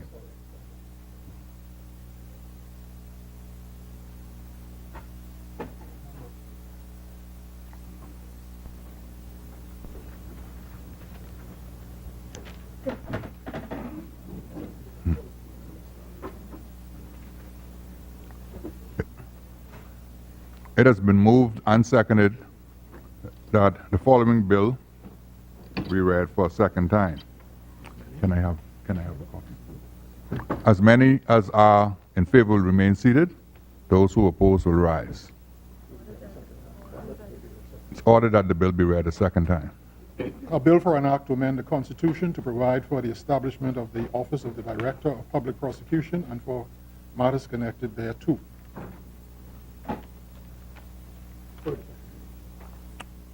For the second reading of bills, There are none, Mr. Speaker. Yes, sir.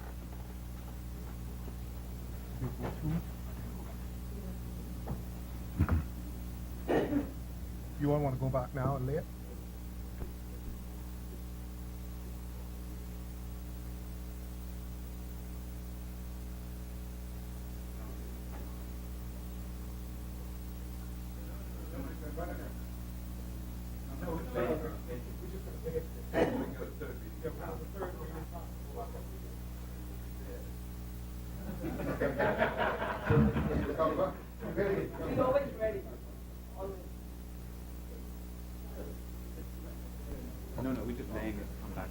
for the committee. Mr. Speaker, I now move that the House do resolve itself into a committee of the whole with the Deputy Speaker in the chair. It's been moved and seconded that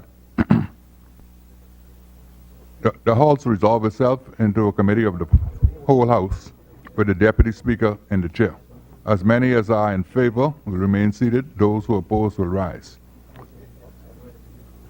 The House will resolve itself in the committee of the whole with the Deputy Speaker in the chair.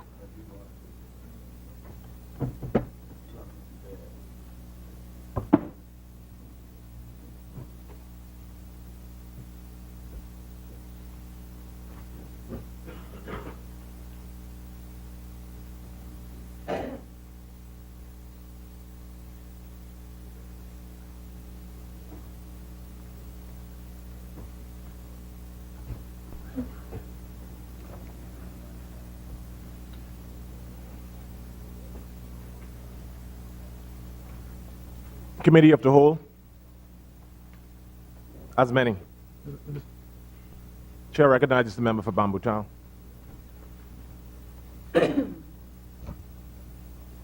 Mr. Deputy Chair, Mr. Chairman, I do now move that the long title of the bill be agreed. It's been moved and second that the long title of the bill be moved. Be agreed. It be agreed. All in favor will stand. All opposed will remain. All opposed will stand. All in favor will remain seated.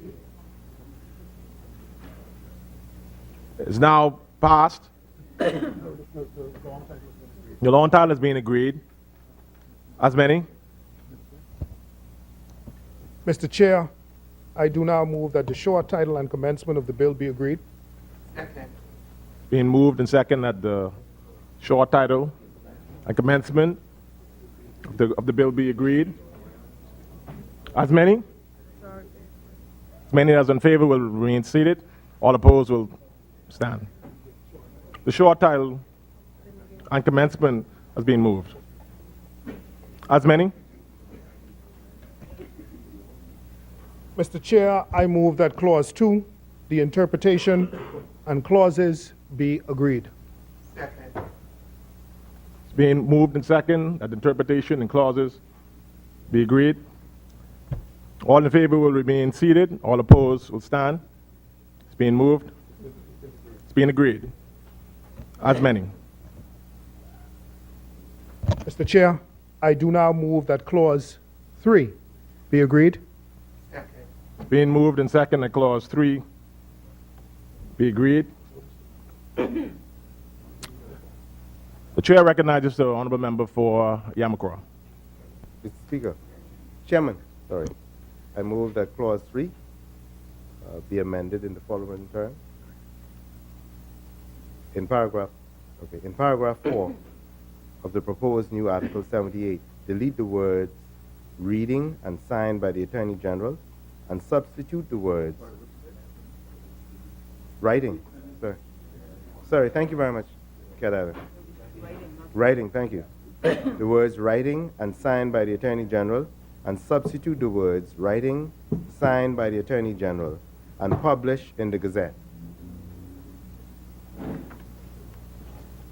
Yeah, I love the amendment.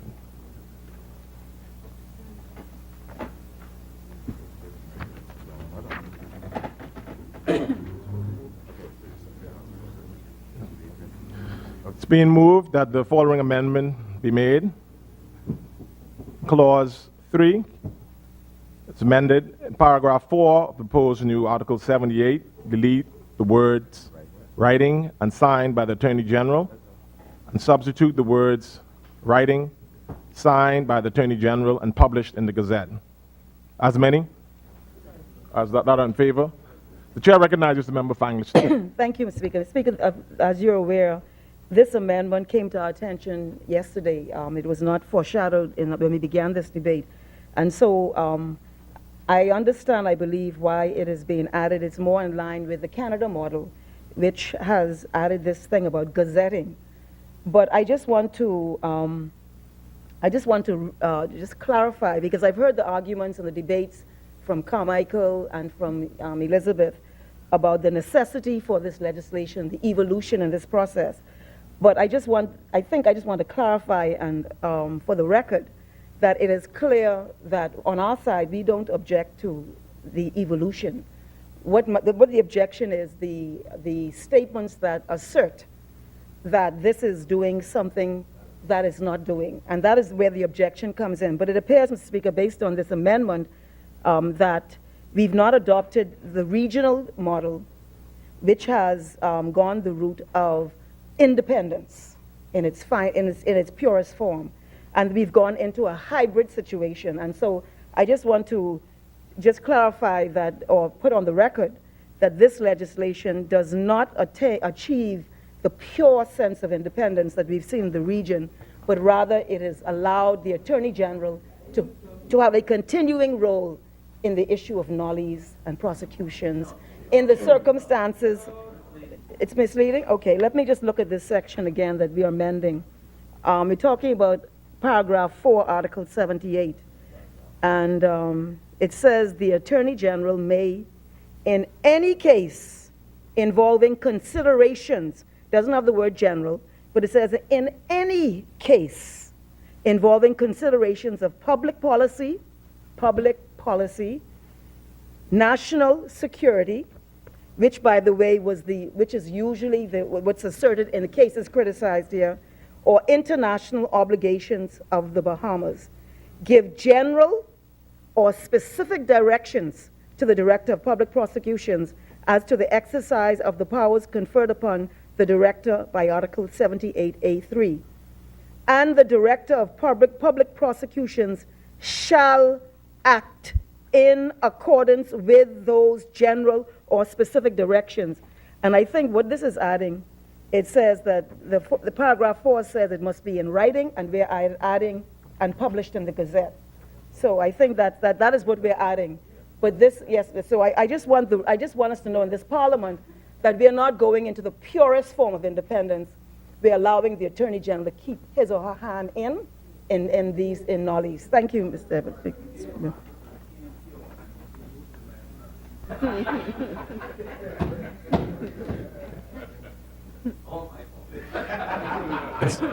It's being moved and second that the amendment be agreed.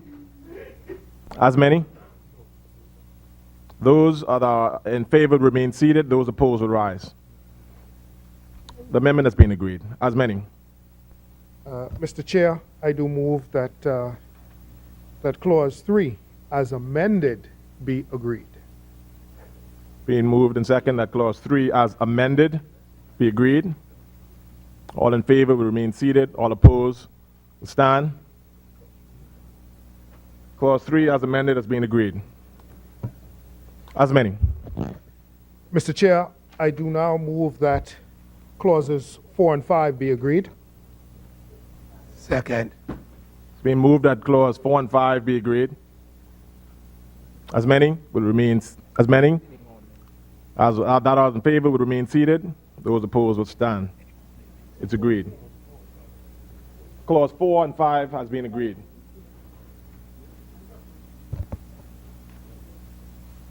Mr. Chair, I do move that the bill in its entirety as amended be agreed. Second. It's been moved and second that the bill in its entirety be agreed. As many in favor will remain seated. Those opposed will stand. The bill in its entirety has been agreed. As many. Mr. Chair, I do move that the Speaker do now take the chair. Being moved and second that the Speaker will now take the chair. Speaker will now take the chair. As many in favor will remain seated. Those opposed will stand. The Speaker will now take the chair.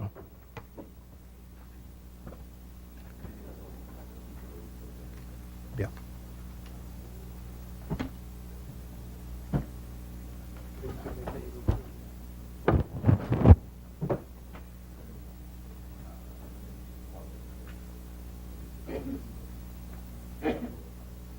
Mr. Speaker, I beg leave to report that the Committee of the Whole has gone through the bill, having made one amendment thereto.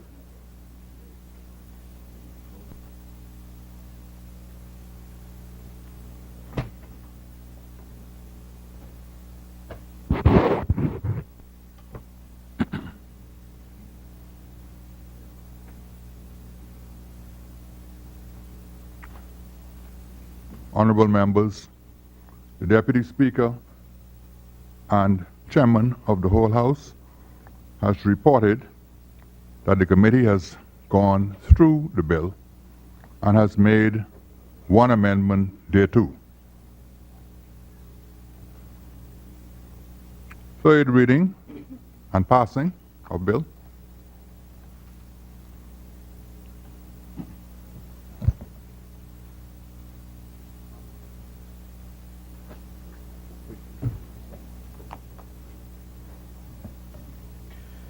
Mr. Speaker, I move that the following bill be read a third time and passed.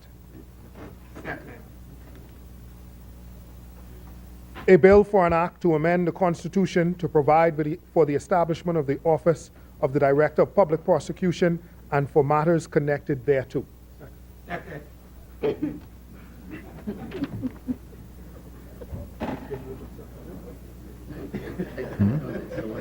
Get out of here.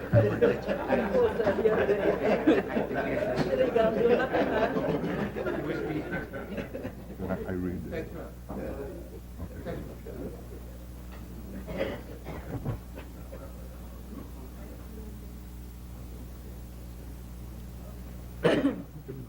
It has been moved and seconded that the following bill be read a third time and passed.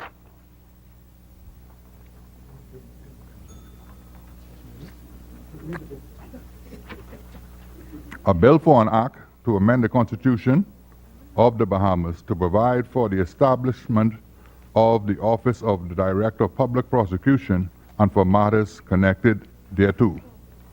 As many as are in favor will remain seated. Those who oppose will rise. Order that the bill be read a third time. A bill for an act to amend the Constitution to provide for the establishment of the Office of the Director of Public Prosecution and for matters connected therewith.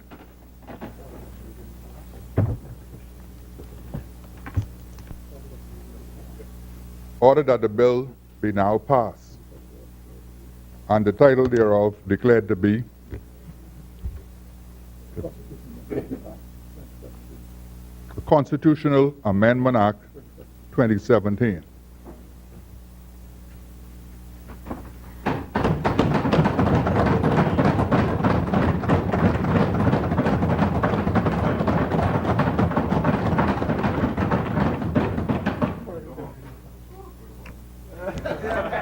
For the third reading and passing of bills. None, Mr. Speaker. At this stage, Mr. Speaker, I do ask for the consent of the House for us to go back on the agenda to first reading We have spoken with Her Majesty's loyal opposition, and they have agreed that we will go back to first reading so that we can lay the pension bill. And it is our intention to come on Wednesday next to debate the pension bill, so we'll go through that and pass it at that time. Honorable members for the Her Majesty's loyal opposition, is there any objection? Thank you, Mr. Speaker. We have no objection to.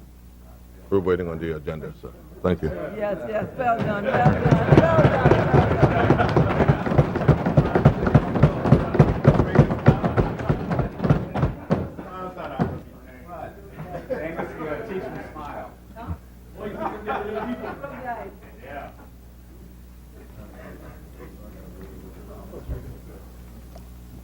First reading of bills. Mr. The chair Speaker, recognizes the honorable member for Mount Moriah. Mr. Speaker, I beg leave to lay on the table of the House for the first time a bill for an act to amend the Pensions Act. It's been seconded. It's been moved and seconded that the following bill be read for the first time. A bill for an act to amend the Pensions Act. As many as are in favor will remain seated. Those who oppose will rise. Order that the bill be read a first time. A bill for an act to amend the Pensions Act. Further first reading of bills. There are none at this time, Mr. Speaker.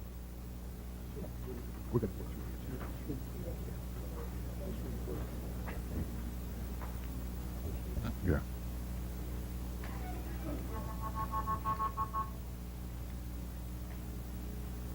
Second reading of bills. None. Second reading and None, Mr. committal of Speaker. bills. None, Mr. Speaker. Committee of the whole House. Third reading and passing of bills. None, Mr. Speaker. Consideration of Senate amendment. Resolutions. None, Mr. Speaker. Members' statement. The chair recognizes the honorable member for Exuma and Ragged Island. Thank you very much, Mr. Speaker. I stand to make the House aware of a matter of concern with respect to Exuma, the Exuma International Airport, now going into the third day. It's an issue of major concern for the residents and the business community of the island. The airport is closed to international flights. I've spoken with the Honorable Minister responsible. I understand some efforts are being made, but I want to emphasize the economic impact of this closure to be in the hundreds of millions of dollars, and it adversely impacts our tourism product, Mr. Speaker. So I trust that a resolution to the issue is happening and will be complete in the very near term. It's a real sore point, Mr. Speaker, for the people of Exuma, and I trust that it's in hand. Thank you, honorable member. Further member statement. The chair recognizes the honorable member for Freetown. Mr. Speaker, I rise to discuss the matter brought up by the member for Exuma. This member, who has responsibility for the aviation sector, is fully aware of this problem. It was brought to my attention, as he said, about 3 days ago.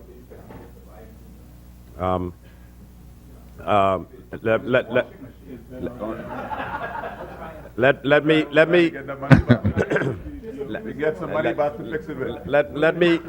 me bring notice to the House that this is a 25-year-old fire engine. I know when I worked in that other place, Superwash, my motto was, we prevent, we don't react. And as a result, this is reactive maintenance. So we're scrambling around, trying to fix something that is old, neglected, and should have been fixed many moons ago. And so it will be done as quick as possible. We're trying to locate a part, or trying to repair a part. We've had a modicum of success. I'm praying and hoping that we fix it in the shortest possible time, and then we can bring that fire engine back online. So, thank you.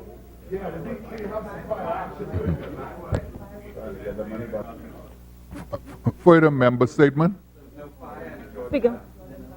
The chair recognizes the honourable member for Angliston. Thank you, Speaker. Speaker, I arrived on behalf of people of Angliston, but I know that this month is Women's Month, Women's Week, I think, and later on in the month.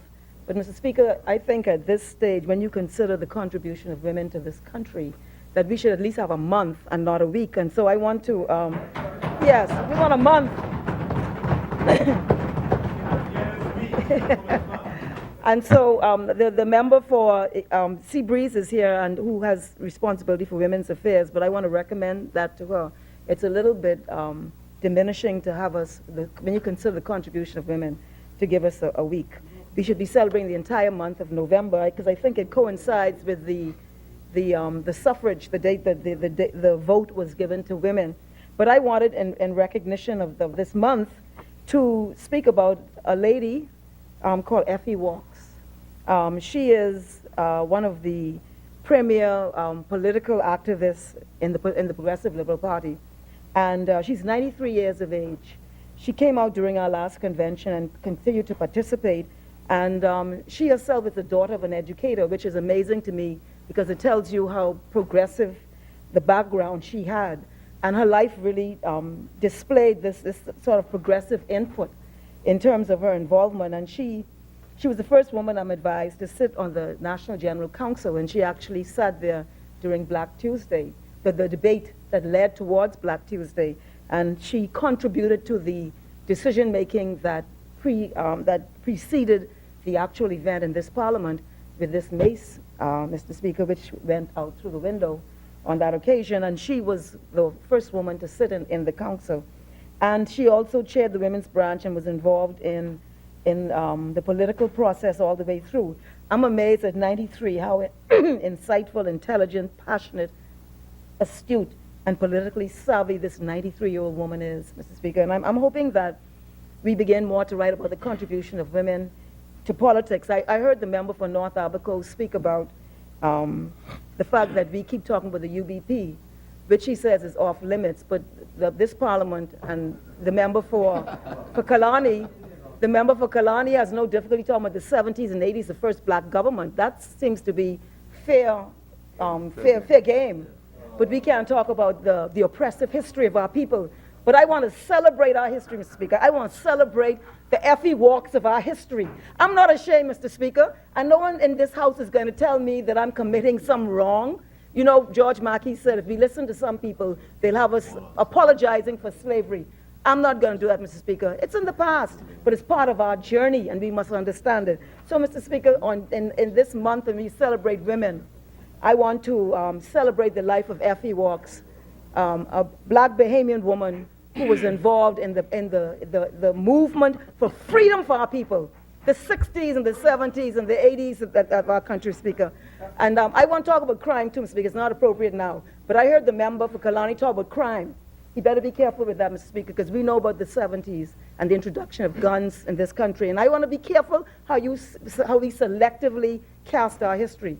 But, Mr. Speaker, my focus today is Effie Walks, and I don't want to muddy the water too much because I want to celebrate, uphold her contribution to our history, and a woman who's with us as we speak. And I don't know before Seabreeze would be inclined to bring into the fold someone like that who's still around, who was part of the revolution, which we are all the beneficiaries of in this House, Mr. Speaker. Thank you, Speaker. Thank you, honourable member. Further member statement. The chair recognizes the honourable member for East Grand Bahama. Thank you, Mr. Speaker. Mr. Speaker, I just rise to first offer my congratulations to the opposition for their recent convention victories. Certainly, the leader, I have a lot of respect for in a lot of ways. You and I don't necessarily agree on a lot of things either, but I do have respect for his positions. and I know that he will do a good job for the opposition. Not that I think they will be successful, but you know what I mean. I want to also offer congratulations to my friend and the Shadow Minister for Finance. We share some background and some common history, and so I suspect that his views are not too much different from mine, though he will have an obligation. Yeah, he will have an obligation as the opposing side to oppose. But hopefully that opposition will be constructive, and at the end of the day, the Bahamian people will benefit from a well thought out, well debated strategy moving forward. And so I commend him for his position. I look forward to working with him. As I said when I last spoke, I want to ensure and assure him and the Bahamian people that unlike in the last administration, where I sat in a similar place, looking for information and trying to be constructive and retarded in that process for the lack of information, I want to assure him and the Bahamian people that to the extent that we can share information, we will do that in as much a transparent a manner as possible. Because again, I know that I don't have all the answers. And so I want to benefit from critical view of my proposals. This is the only way that I can assure that I perform the best and that the Bahamian people benefit from the best. And so I look forward to working in a collaborative manner with you, Exoma. And you know, South Andres, you know, I feel for him. You know, I almost feel as good as he must feel in finally being recognized in some short way. Because, you know, he's been here a long time. And the truth of the matter is, if they'd listened to some of the things that he would put forward, they wouldn't have been in the problems that they're in today. That's a fact. But I certainly do congratulate him and wish him well in his new position. And of course, Engliston, she and I go at it. But it's all love and respect, you know. And you know, it was interesting when this happened. Some in my own chat group were saying, you know, that the Bahamas still isn't ready for a woman leader. And you know, I suggested to them, I don't know that it is necessarily true. I think that we all have our seasons and we all have our time. And I have no doubt, based upon the advancement of women, professional women in our society today, that time is coming. And these women that we've seen in the last administration and in this administration, that they are blazing a trail that is going to make it much easier for the next wave of women to be successful in politics and in leadership. So I'm not trying to write any history. I'm just stating a point. But accept that I am giving you praise. Relax, man. Accept it. You know, it's okay. Accept it. You don't have to fight on everything. It's okay. You know. As I say, she and I have a very interesting relationship. You know, love-hate, I guess, is called. But anyway, Mr. Speaker, I wanted to congratulate the winners of the Alive Tip-Off Classic in Freeport basketball tournament this past weekend. Unfortunately, I was unable to make it due to commitments, but I want to congratulate the Tabernacle Baptist Academy for their win in the boys category. As you know, Tabernacle is a force in basketball in this country. But more importantly than their winning on the court is what they're doing in the lives of young men. And so I do want to congratulate their team, congratulate their coaches for continuing to be good mentors of men. Similarly, the girls, Bishop Michael Eldon School won that division, and I want to also likewise congratulate them for having won that championship, and certainly wish them well as they continue to develop good discipline and character through sports. Mr. Speaker, I want to also share in the condolences to my friend, my fraternity brother, My colleague, Calvin Johnson, who passed away a couple of days ago. As was stated earlier, Calvin was a man of incredible integrity and a very good person. I remember when he came out of the hospital the last time, when I met him, he, even in his obvious ill state, his encouragement was to continue to stay the course, continue to represent the Bahamian people, and to let me know that that I had his full support. And so I appreciate him very, very well. He's a very quiet gentleman, very effective about what he did. He was involved in the banking establishment of the banking union in this country, and well known in financial circles. Certainly very well respected, and so he will be certainly missed. His wife passed away earlier, but we want to extend condolences to his children and to his friends and family.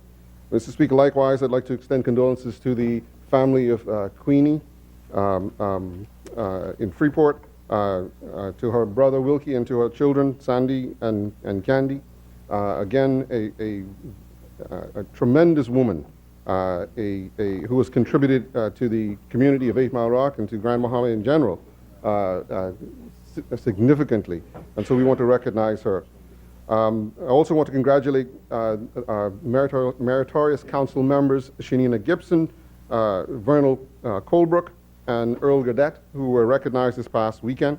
Again, individuals who have given tremendous service to this free national movement through some very difficult times when again, it was not popular to oppose the then sitting government.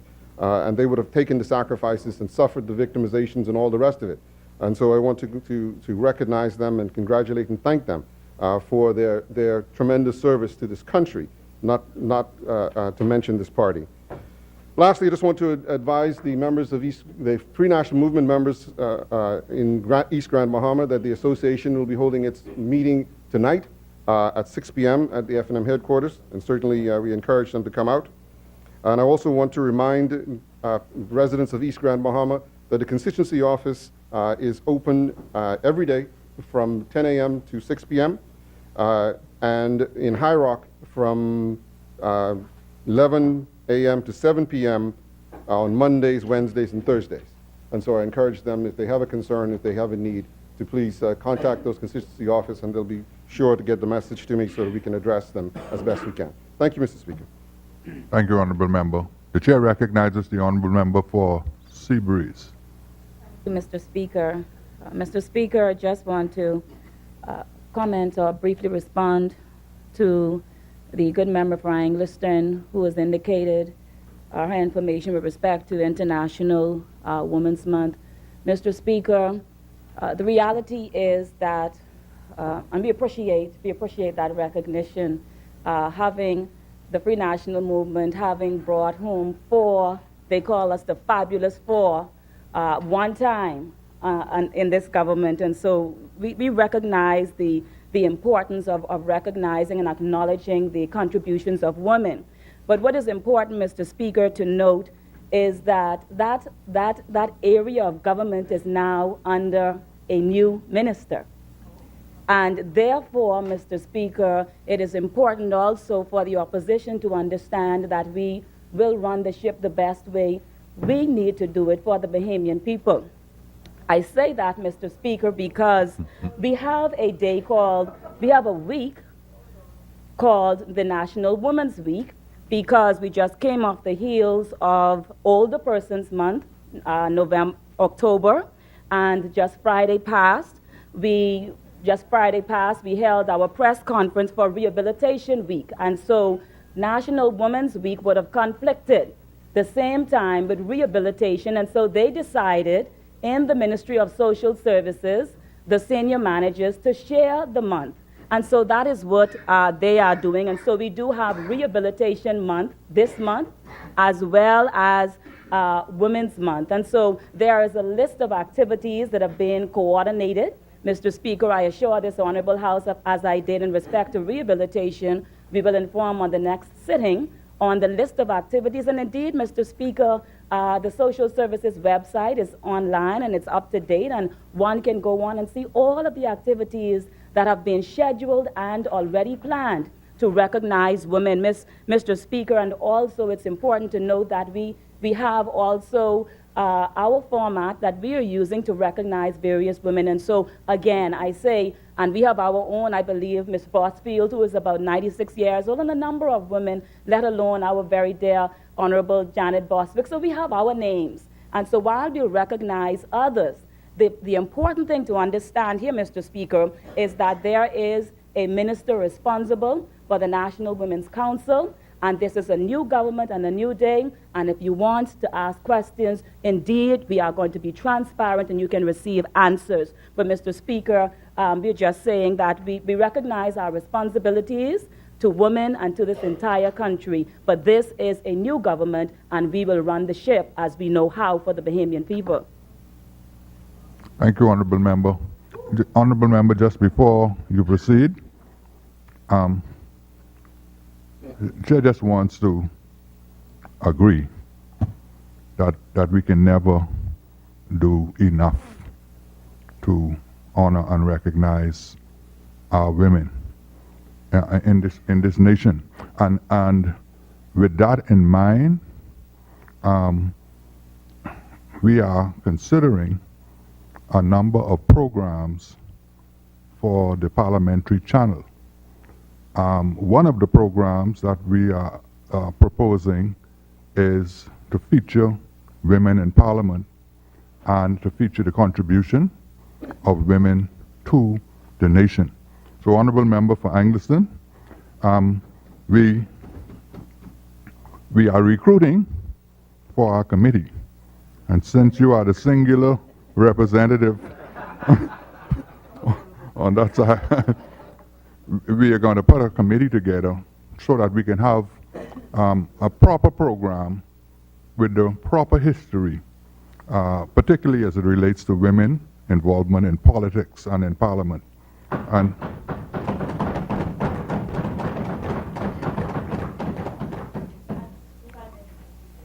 yes.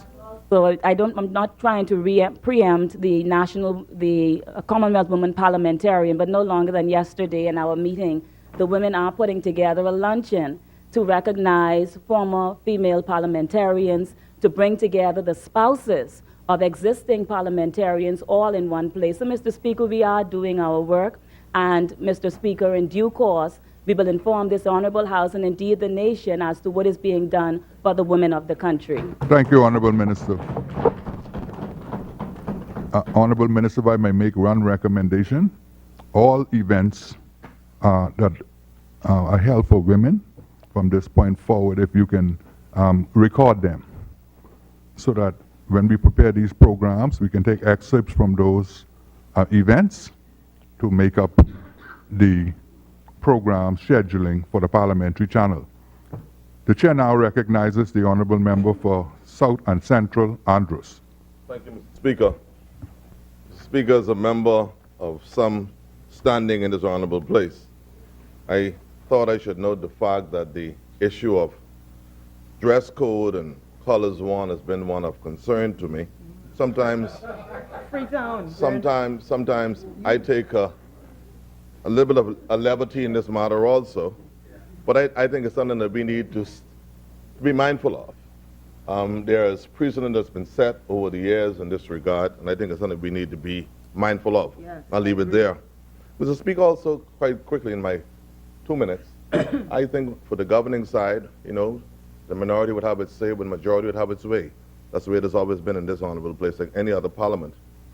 But I would like for the governing side to remember that on this side, and also senators have been tasked with having shadow ministry portfolios. I'd be most gracious if the leader of government business and others, colleagues, would listen. When public meetings are being held, that we can be notified or given some notice or some warning that we might want to attend, or maybe could be formally invited. If that is asking too much, I think it is good for us as a country going forward, as a parliament going forward. Those things would have been in the past, and they should remain behind us. We should try to go forward now with a different kind of perspective on things parliamentary-wise.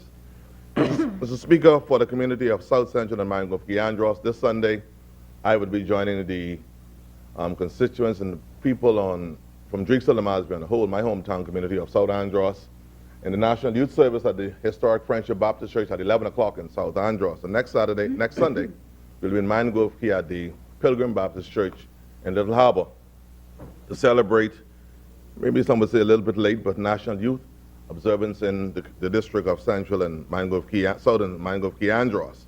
Also, there's the Christian Council service on Saturday coming in Fresh Creek, which I plan to attend also in Central Andros. So we're asking everyone in the communities to please come out and be a part of these events. Mr. Speaker, as a Family Island representative, and those who live in New Providence might not feel this, although the member for Bamboo Town has some history in the community of South Andros. But these town boys don't feel this all the time, the way we feel this little pinch. The issue of land issue is a big issue for the community of Andros on the whole. Yeah. And people having clear title for their land so that they can improve their standard of living, get their little businesses started and go to the bank and borrow a couple dollars sometimes. And the issue of tax replates being issued in the Family Islands. That's still a big issue for me, Mr. Speaker. And persons also getting franchises issued more easier, having access so that they can have what we call self-drive vehicles in the Family Islands. Nothing in the world is worse than when persons are trying to get self-drive license approval for the Family Islands. Sometimes they have to go through all the hiccups and the bureaucracy, and that holds this process up. You go to the island, sometimes you have to rent a car, the air conditioning ain't working, and they're not in the best of shape. Many times people are trying, and other young persons want to return to the Family Islands. These things are hindering this process and the progress that could be had in the family violence. And Mr. Speaker, I would note in my final few seconds, that there's still no doctor in the community of Central Andros, Fresh Creek to be exact, and also the community of Southern Mangrove Key would now be asked to exercise some forbearance and understanding in having to revert to once again sharing a medical doctor come January of next year. Mr. Speaker, I see this as a retrogressive step in the family, as a Family Island representative, and for my hometown, where we saw incidents occurring where you had no doctor in South Andros, doctor got to go find a boat to go to Mangrove Key. We shouldn't go back there. We just got over having to share an administrator between South Andros and Mangrove Key. Now to go back to sharing a doctor between Mangrove Key and South Andros, having to find a boat. If someone gets hurt in South Andros, Mr. Speaker, this is personal to me. We're 16 minutes away from Central Andros, 14 from Mangrove Key, and 10 from Fresh Creek. Nassau is just there. And I'm simply asking on behalf of my people, where I'll be this weekend with them, on their behalf, that we can have a medical doctor in the districts. It's a dichotomized community, one with all its nuances and challenges, but our people deserve no less than what they get in New Providence in the communities of Andros. Right. On their behalf, I'm asking, please, sir, that we be given medical doctors in the districts of South Andros and Mangrove Key and Fresh Creek. Going back to sharing a doctor is a very, very difficult thing. Mr. Speaker, also, I would also like to say that I want to commend Chief Councilor Mr. David Nemore and others in the local government township. I know it's been a little challenging for them to have access to funding because the roads are so bad from the airport at Andros Town heading to Bering Point. These gentlemen, through contributions locally, have actually gone to putting cements and stones and pebbles in holes that have become almost cavernous, beyond potholes in the community of Central Andros. So I ask against the government to look into this issue, how we can ameliorate this situation and find some redress for the people in the community of, my people in the community of Central Andros in particular, so that they can have some relief. And every other day cars are flat and visitors, now this is the peak of the tourism season, the bone fishing lodges are pretty full and people are having a real rough time with their cars in the community of Central Andros Road. Completion of the paving of the road in Central Andros has not been done. The paving has only gone as far as the high school in Central Andros. And Mr. Speaker, this is a very serious issue. Finally, before I take my seat in my final 10 seconds, Mr. Speaker, I would like to note the fact that recent meetings were held, especially in Central Andros, and I gave a note to the Minister of Tourism, the member for Freetown, and to our Prime Minister, the member for Kalani. And many of my leading citizens in the community were aggrieved at the fact that business meetings are being held, and those who are across the political divide were not invited. I know Family Island politics very well, Mr. Speaker. it becomes very personal. And I try to be different. I try to be inclusive as much as I can and try to give everyone an opportunity. But I say to the governing side and also to those who listen locally, I know they're listening, that we cannot build a better South Andros, Central Andros, or Mangrove, or even North Andros by being divided on what we call issues that we can come together on. We all have different strengths and various challenges, and opportunities could be had for the wider community if we were to collaborate and come together. And I would hate to have what have happened in the last few days reoccur again, where noted businessmen in the community, especially of Central Andros, would have been not warned or told of meetings that are being held in the community, especially because of what people would presume to be political reasons. I would want to say to my people in Central and Mangrove and South Andros, please, going forward, let's look beyond these, what I call these little petty differences. But let's build a better Andros through us collaborating and putting aside those differences as we move forward, and I always say upward and onward together. Thank you, Mr. Speaker. Further members' statement. The chair recognizes the honourable member for St. Barnabas. Thank you, Mr. Speaker.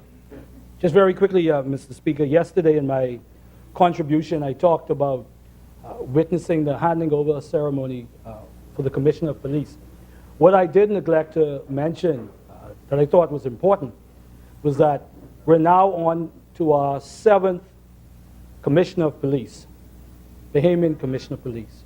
And I recall in the late 80s, I had the opportunity to meet Sir Rachel Thompson, who was the first Bahamian Commissioner.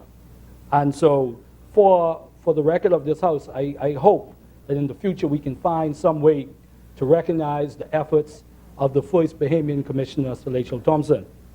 Additionally, Mr. Speaker, a constituent of mine, Geneva Thornton, who lives in the Oaksfield area, is not doing well, and so I wish to offer my prayers for her and to her family. Also, Mr. Speaker, I wish to convey to the constituents of St. Barnabas that this Saturday, as planned, we are focused on the beautification of Market Street from Wolf Road to Robinson Road. So we're looking forward to everybody coming out from the community to focus on the beautification of Market Street. Thank you very much, Mr. Speaker. Thank you, honourable member. Further member statement. The chair recognizes the honourable member for Pine Ridge. Thank you, Mr. Speaker. Mr. Speaker, I just rise to mention a few things, and I would be out of the way of the House. I want to first of all ask the community of Pine Ridge, and indeed the persons of this House, to pray for the family of Miss Yvette Green, who is missing in my constituency of Pine Ridge. You might have seen it on the news. On last night in particular, we made sure and send out to some 3,000 by way of WhatsApp the missing information so that our constituents can be aware and can assist in that matter and also be prayerful. I also want to join in with the Deputy Prime Minister and the member for East Grand Bahama in giving my condolences to Ms. Queenie Hanna as well and her family. But in addition to that, I would also like to convey my sympathy and condolences to the family of the late Bishop Neville Campbell and his wife and children of the late Bishop Neville Campbell, who passed away this week. He was also a teacher at one of our local schools, high schools there in Grand Bahama, and also a constituent in my constituency. Also, I'd like to take this opportunity, I would be remiss if I did not do this, but to congratulate the Tabernacle High School for winning the championships. Of course, those of you who don't know will now know from this moment forward. Tabernacle is in the constituency of Pine Ridge, and so we are grateful for their success. And indeed, we commend all those who played in the tournament, but we are extremely happy for the victors in this case, particularly being a school in the Pine Ridge constituency. And then last but not least, this coming Thursday, the 9th of November, At 6 p.m., there will be our community meeting for Pine Ridge. It is not a political meeting. The political meeting is held on this Monday coming at the headquarters in Freeport, Grand Bahama at 6 p.m. But on Thursday, the 9th of Grand Bahama, we urge all, the 9th of November, we urge all persons in the community to meet me at the Foster Pastina Auditorium in Freeport, formerly Christ the King Anglican Church Auditorium, where we will be there at 6 p.m., where we will discuss matters that will be beneficial to your personal and neighborly and community upliftment. So we ask that you be with us at 6 p.m., regardless of your political persuasion. We thank you, Mr. Speaker, for your indulgence. Thank you, Honorable Member. A further member statement? The chair recognizes the Honorable Member for Pinewood. Yeah, Mr. Speaker, thank you for this opportunity. I'd like to take this time to extend my great pride and appreciation for the leadership that the members and the constituency of Pinewood has undertaken in their own self-improvement and development. I extend a gratitude for the presentation that was made by the member of Public Works, the member for Carmichael, in his House presentation before this one, where he articulated his hatred for potholes and the initiatives that he had presented to all of us to take advantage of as relate to community works that he intended to undertake. And I want to let the people of Pinewood know that we completed again a second complete top to bottom community assessment of everything within the purview of what was presented by the Minister of Public Works. And this will be presented to the Minister in that regard. Every need, every issue, every matter relating to the things that he presented has been collated. But I want to thank those persons who just by notice has taken the opportunity to lead the charge in getting the necessary signatures for all the homes on their streets to fill the documents for us to be able to present, for example, street bumps and other matters. I was very, very impressed that persons just stood up and agreed to help in gathering that and some of the documentations you already have completed. I also want to take this time to pay special condolences to Elijah Roll and their family, and to remind everyone that the November 18th is going to be another public holiday like Foxhill Day. It will be Pinewood First Festival, and we want everybody to take advantage of that opportunity. We seek to also honor some of our people in our community at that time, and this will be indeed a grand time in our community. So, sir, I wanted to just acknowledge that and also share my gratitude and for them to know that Pinewood is working, and we thank the community for stepping up to the plate and taking ownership of their community and responsibility for their own development. Thank you, Mr. Speaker. Further member statements? Oh. Chair recognizes the Honorable Member for Bain and Grandstown. Thank you, Mr. Speaker. Very quickly, I just want to thank GemI Fitness, who have been partnering with the community of Bain and Grandstown, and we're coming now to the completion of our 6-week health and fitness workshop within our community, and I'm definitely thankful to them for their partnership, and certainly the people within our community are certainly benefiting greatly from that partnership. Secondly, I want to congratulate the member for Marco City and Minister of Youth, Sports and Culture. This past month, October, we celebrated National Youth Month in this country, and I want to congratulate that ministry for the work they have been doing with young people in our country. I certainly want to send a shout out and congratulations to all of the young persons who would have won various awards in the various categories on a job well done. You know, because oftentimes people look at us as young people and they talk about the the negativity of us. But I'm glad to see that our ministry continues the work of highlighting positive young people, because there are more positivity among young people than there are negative. And so I certainly congratulate his ministry on that. And finally, Mr. Speaker, I want to send a plea out to the public, as my minister would have mentioned. Thank you, too.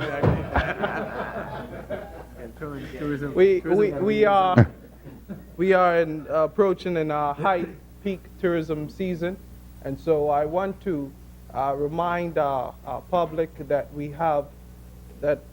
there'll be an increase of tourists inside our high tourist districts, more specifically downtown. And I want the public, those who may have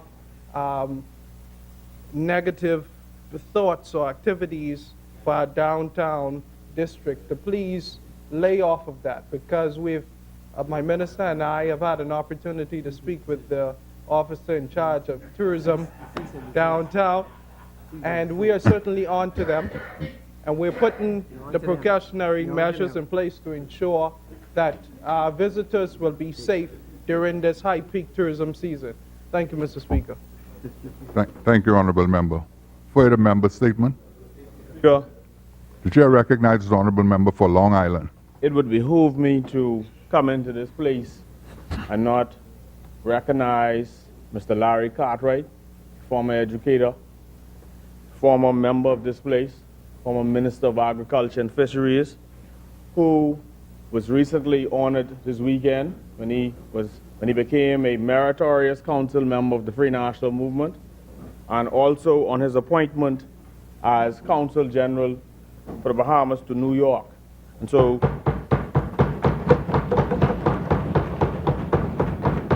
I give my great regards to Mr. Cartwright, a former campaign manager of mine, and I just look forward to us doing it again in 2022.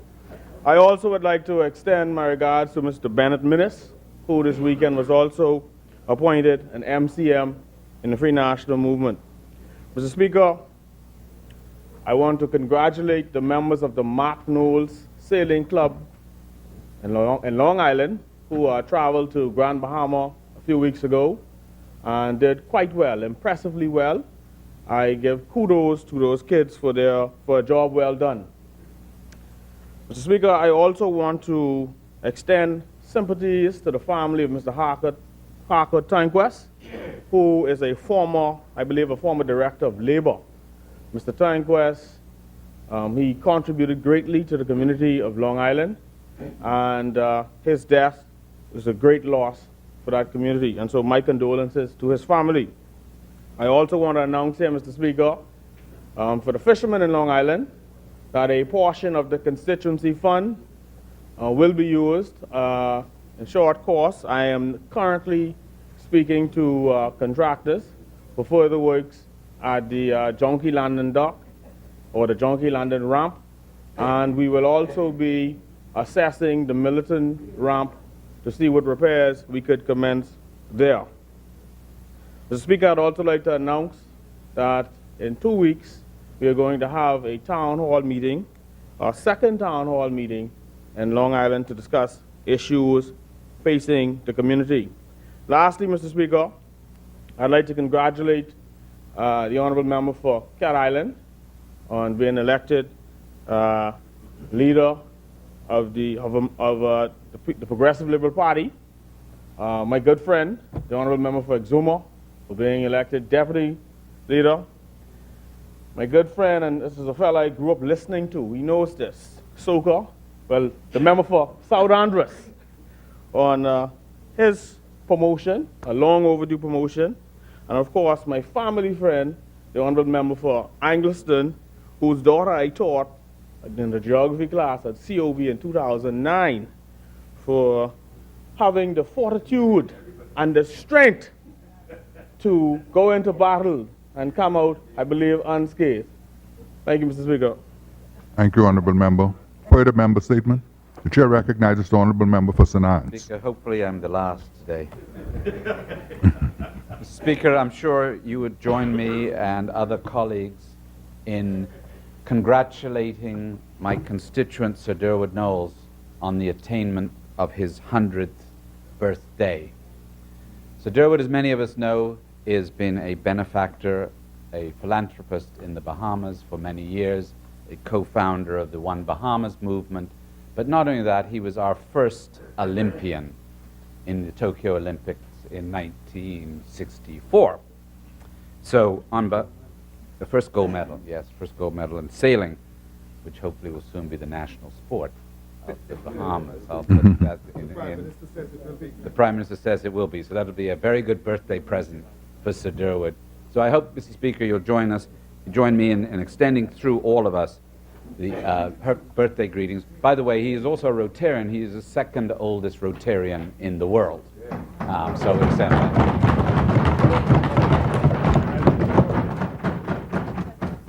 Thank you, Honourable Member.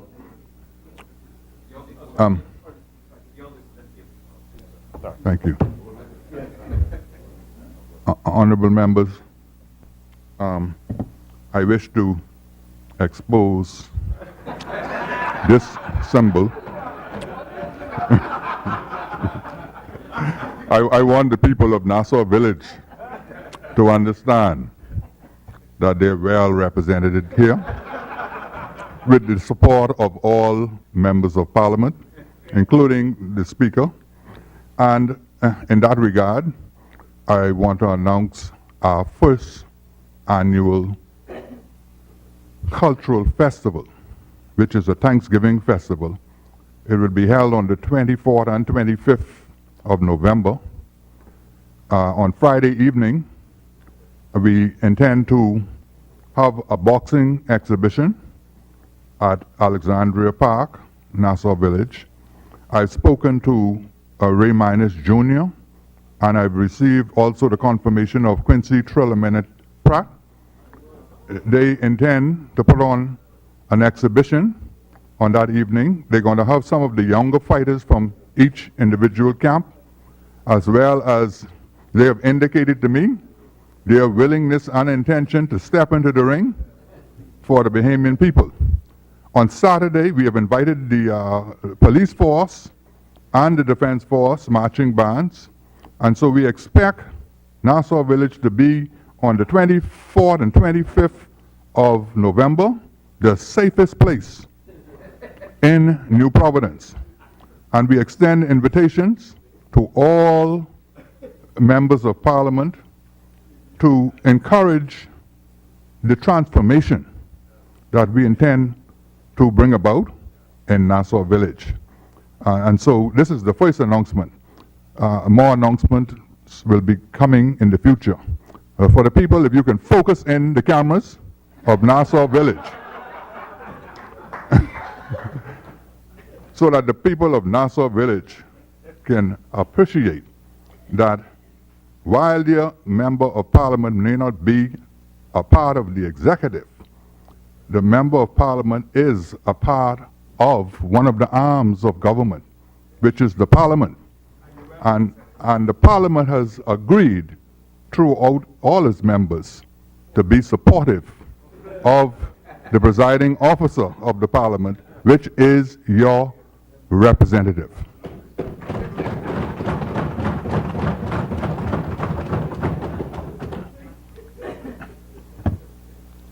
Appointments of select committees. Instructions to select committees. None, Mr. Speaker. Discharge of select committees. None, Mr. Speaker. Notices for future meetings. And just before we move to adjournment, the member for Kalani had indicated that he would table some documents. The chair recognizes the honourable member for South and Central Andros. Mr. Speaker, just on notices, I'd just like to inform the Honourable House that we want to renew all notices standing in the name of Her Majesty's loyal opposition. Thank you, Mr. Speaker. Thank you, honourable member.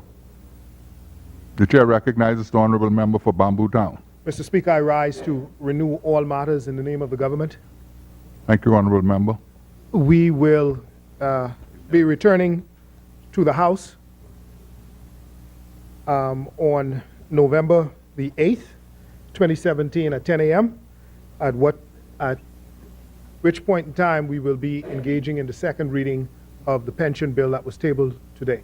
It is also our intention, Mr. Speaker, to table the credit reporting bill for first reading at that point in time, and possibly the commercial enterprise bill as well. We're going to debate it, second reading? Yeah, second reading for the commercial enterprise bill as well. Possibly. Thank you. Thank you, Honorable Member. The Chair recognizes the Honorable Member for Kalani. I had promised to table these documents, the contracts, inclusive of the one that shows the 60,000 giveaway pay increase from 140,000 to 200,000 with no additional responsibilities in spite of that being indicated in the letter, Mr. Speaker. No. He signed it. He signed it. Order that the documents be brought up. That job is not available. Trust me, I got rid of him.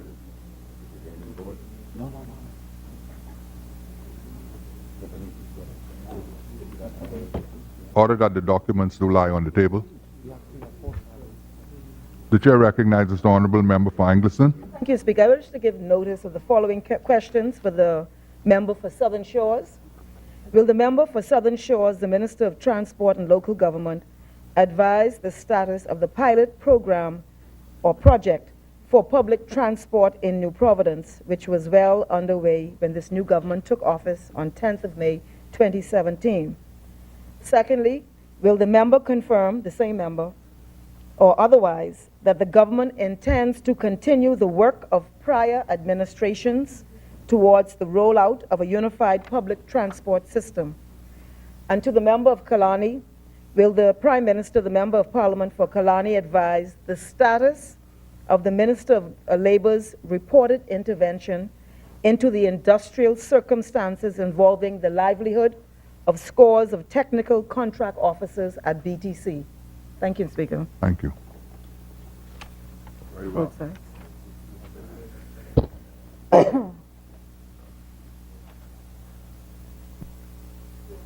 Order that the document do lie on the table. Adjournment?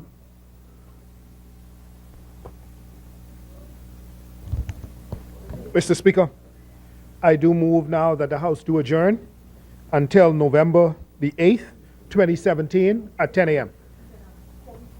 Is there second? Second. It has been moved and seconded that the House, the business of the House, do adjourn until 10 a.m. the 8th of November 2017. As many as are in favor, the Chair recognizes the Honorable Member for Bamboo Town. One simple intervention, Mr. Speaker. I think it's instructive that we allow the public and members to know that next weekend, in regards to some of the renovations that has been taking place within the confines of the House of Assembly, we do have a termite problem here, both in the House and in Senate. And so the Bahamian people will see both of these buildings tented on the 10th through the 12th. Over the weekend, we intend to tent both buildings with the view of trying to eradicate our termite problem. Thank you, Honorable Member.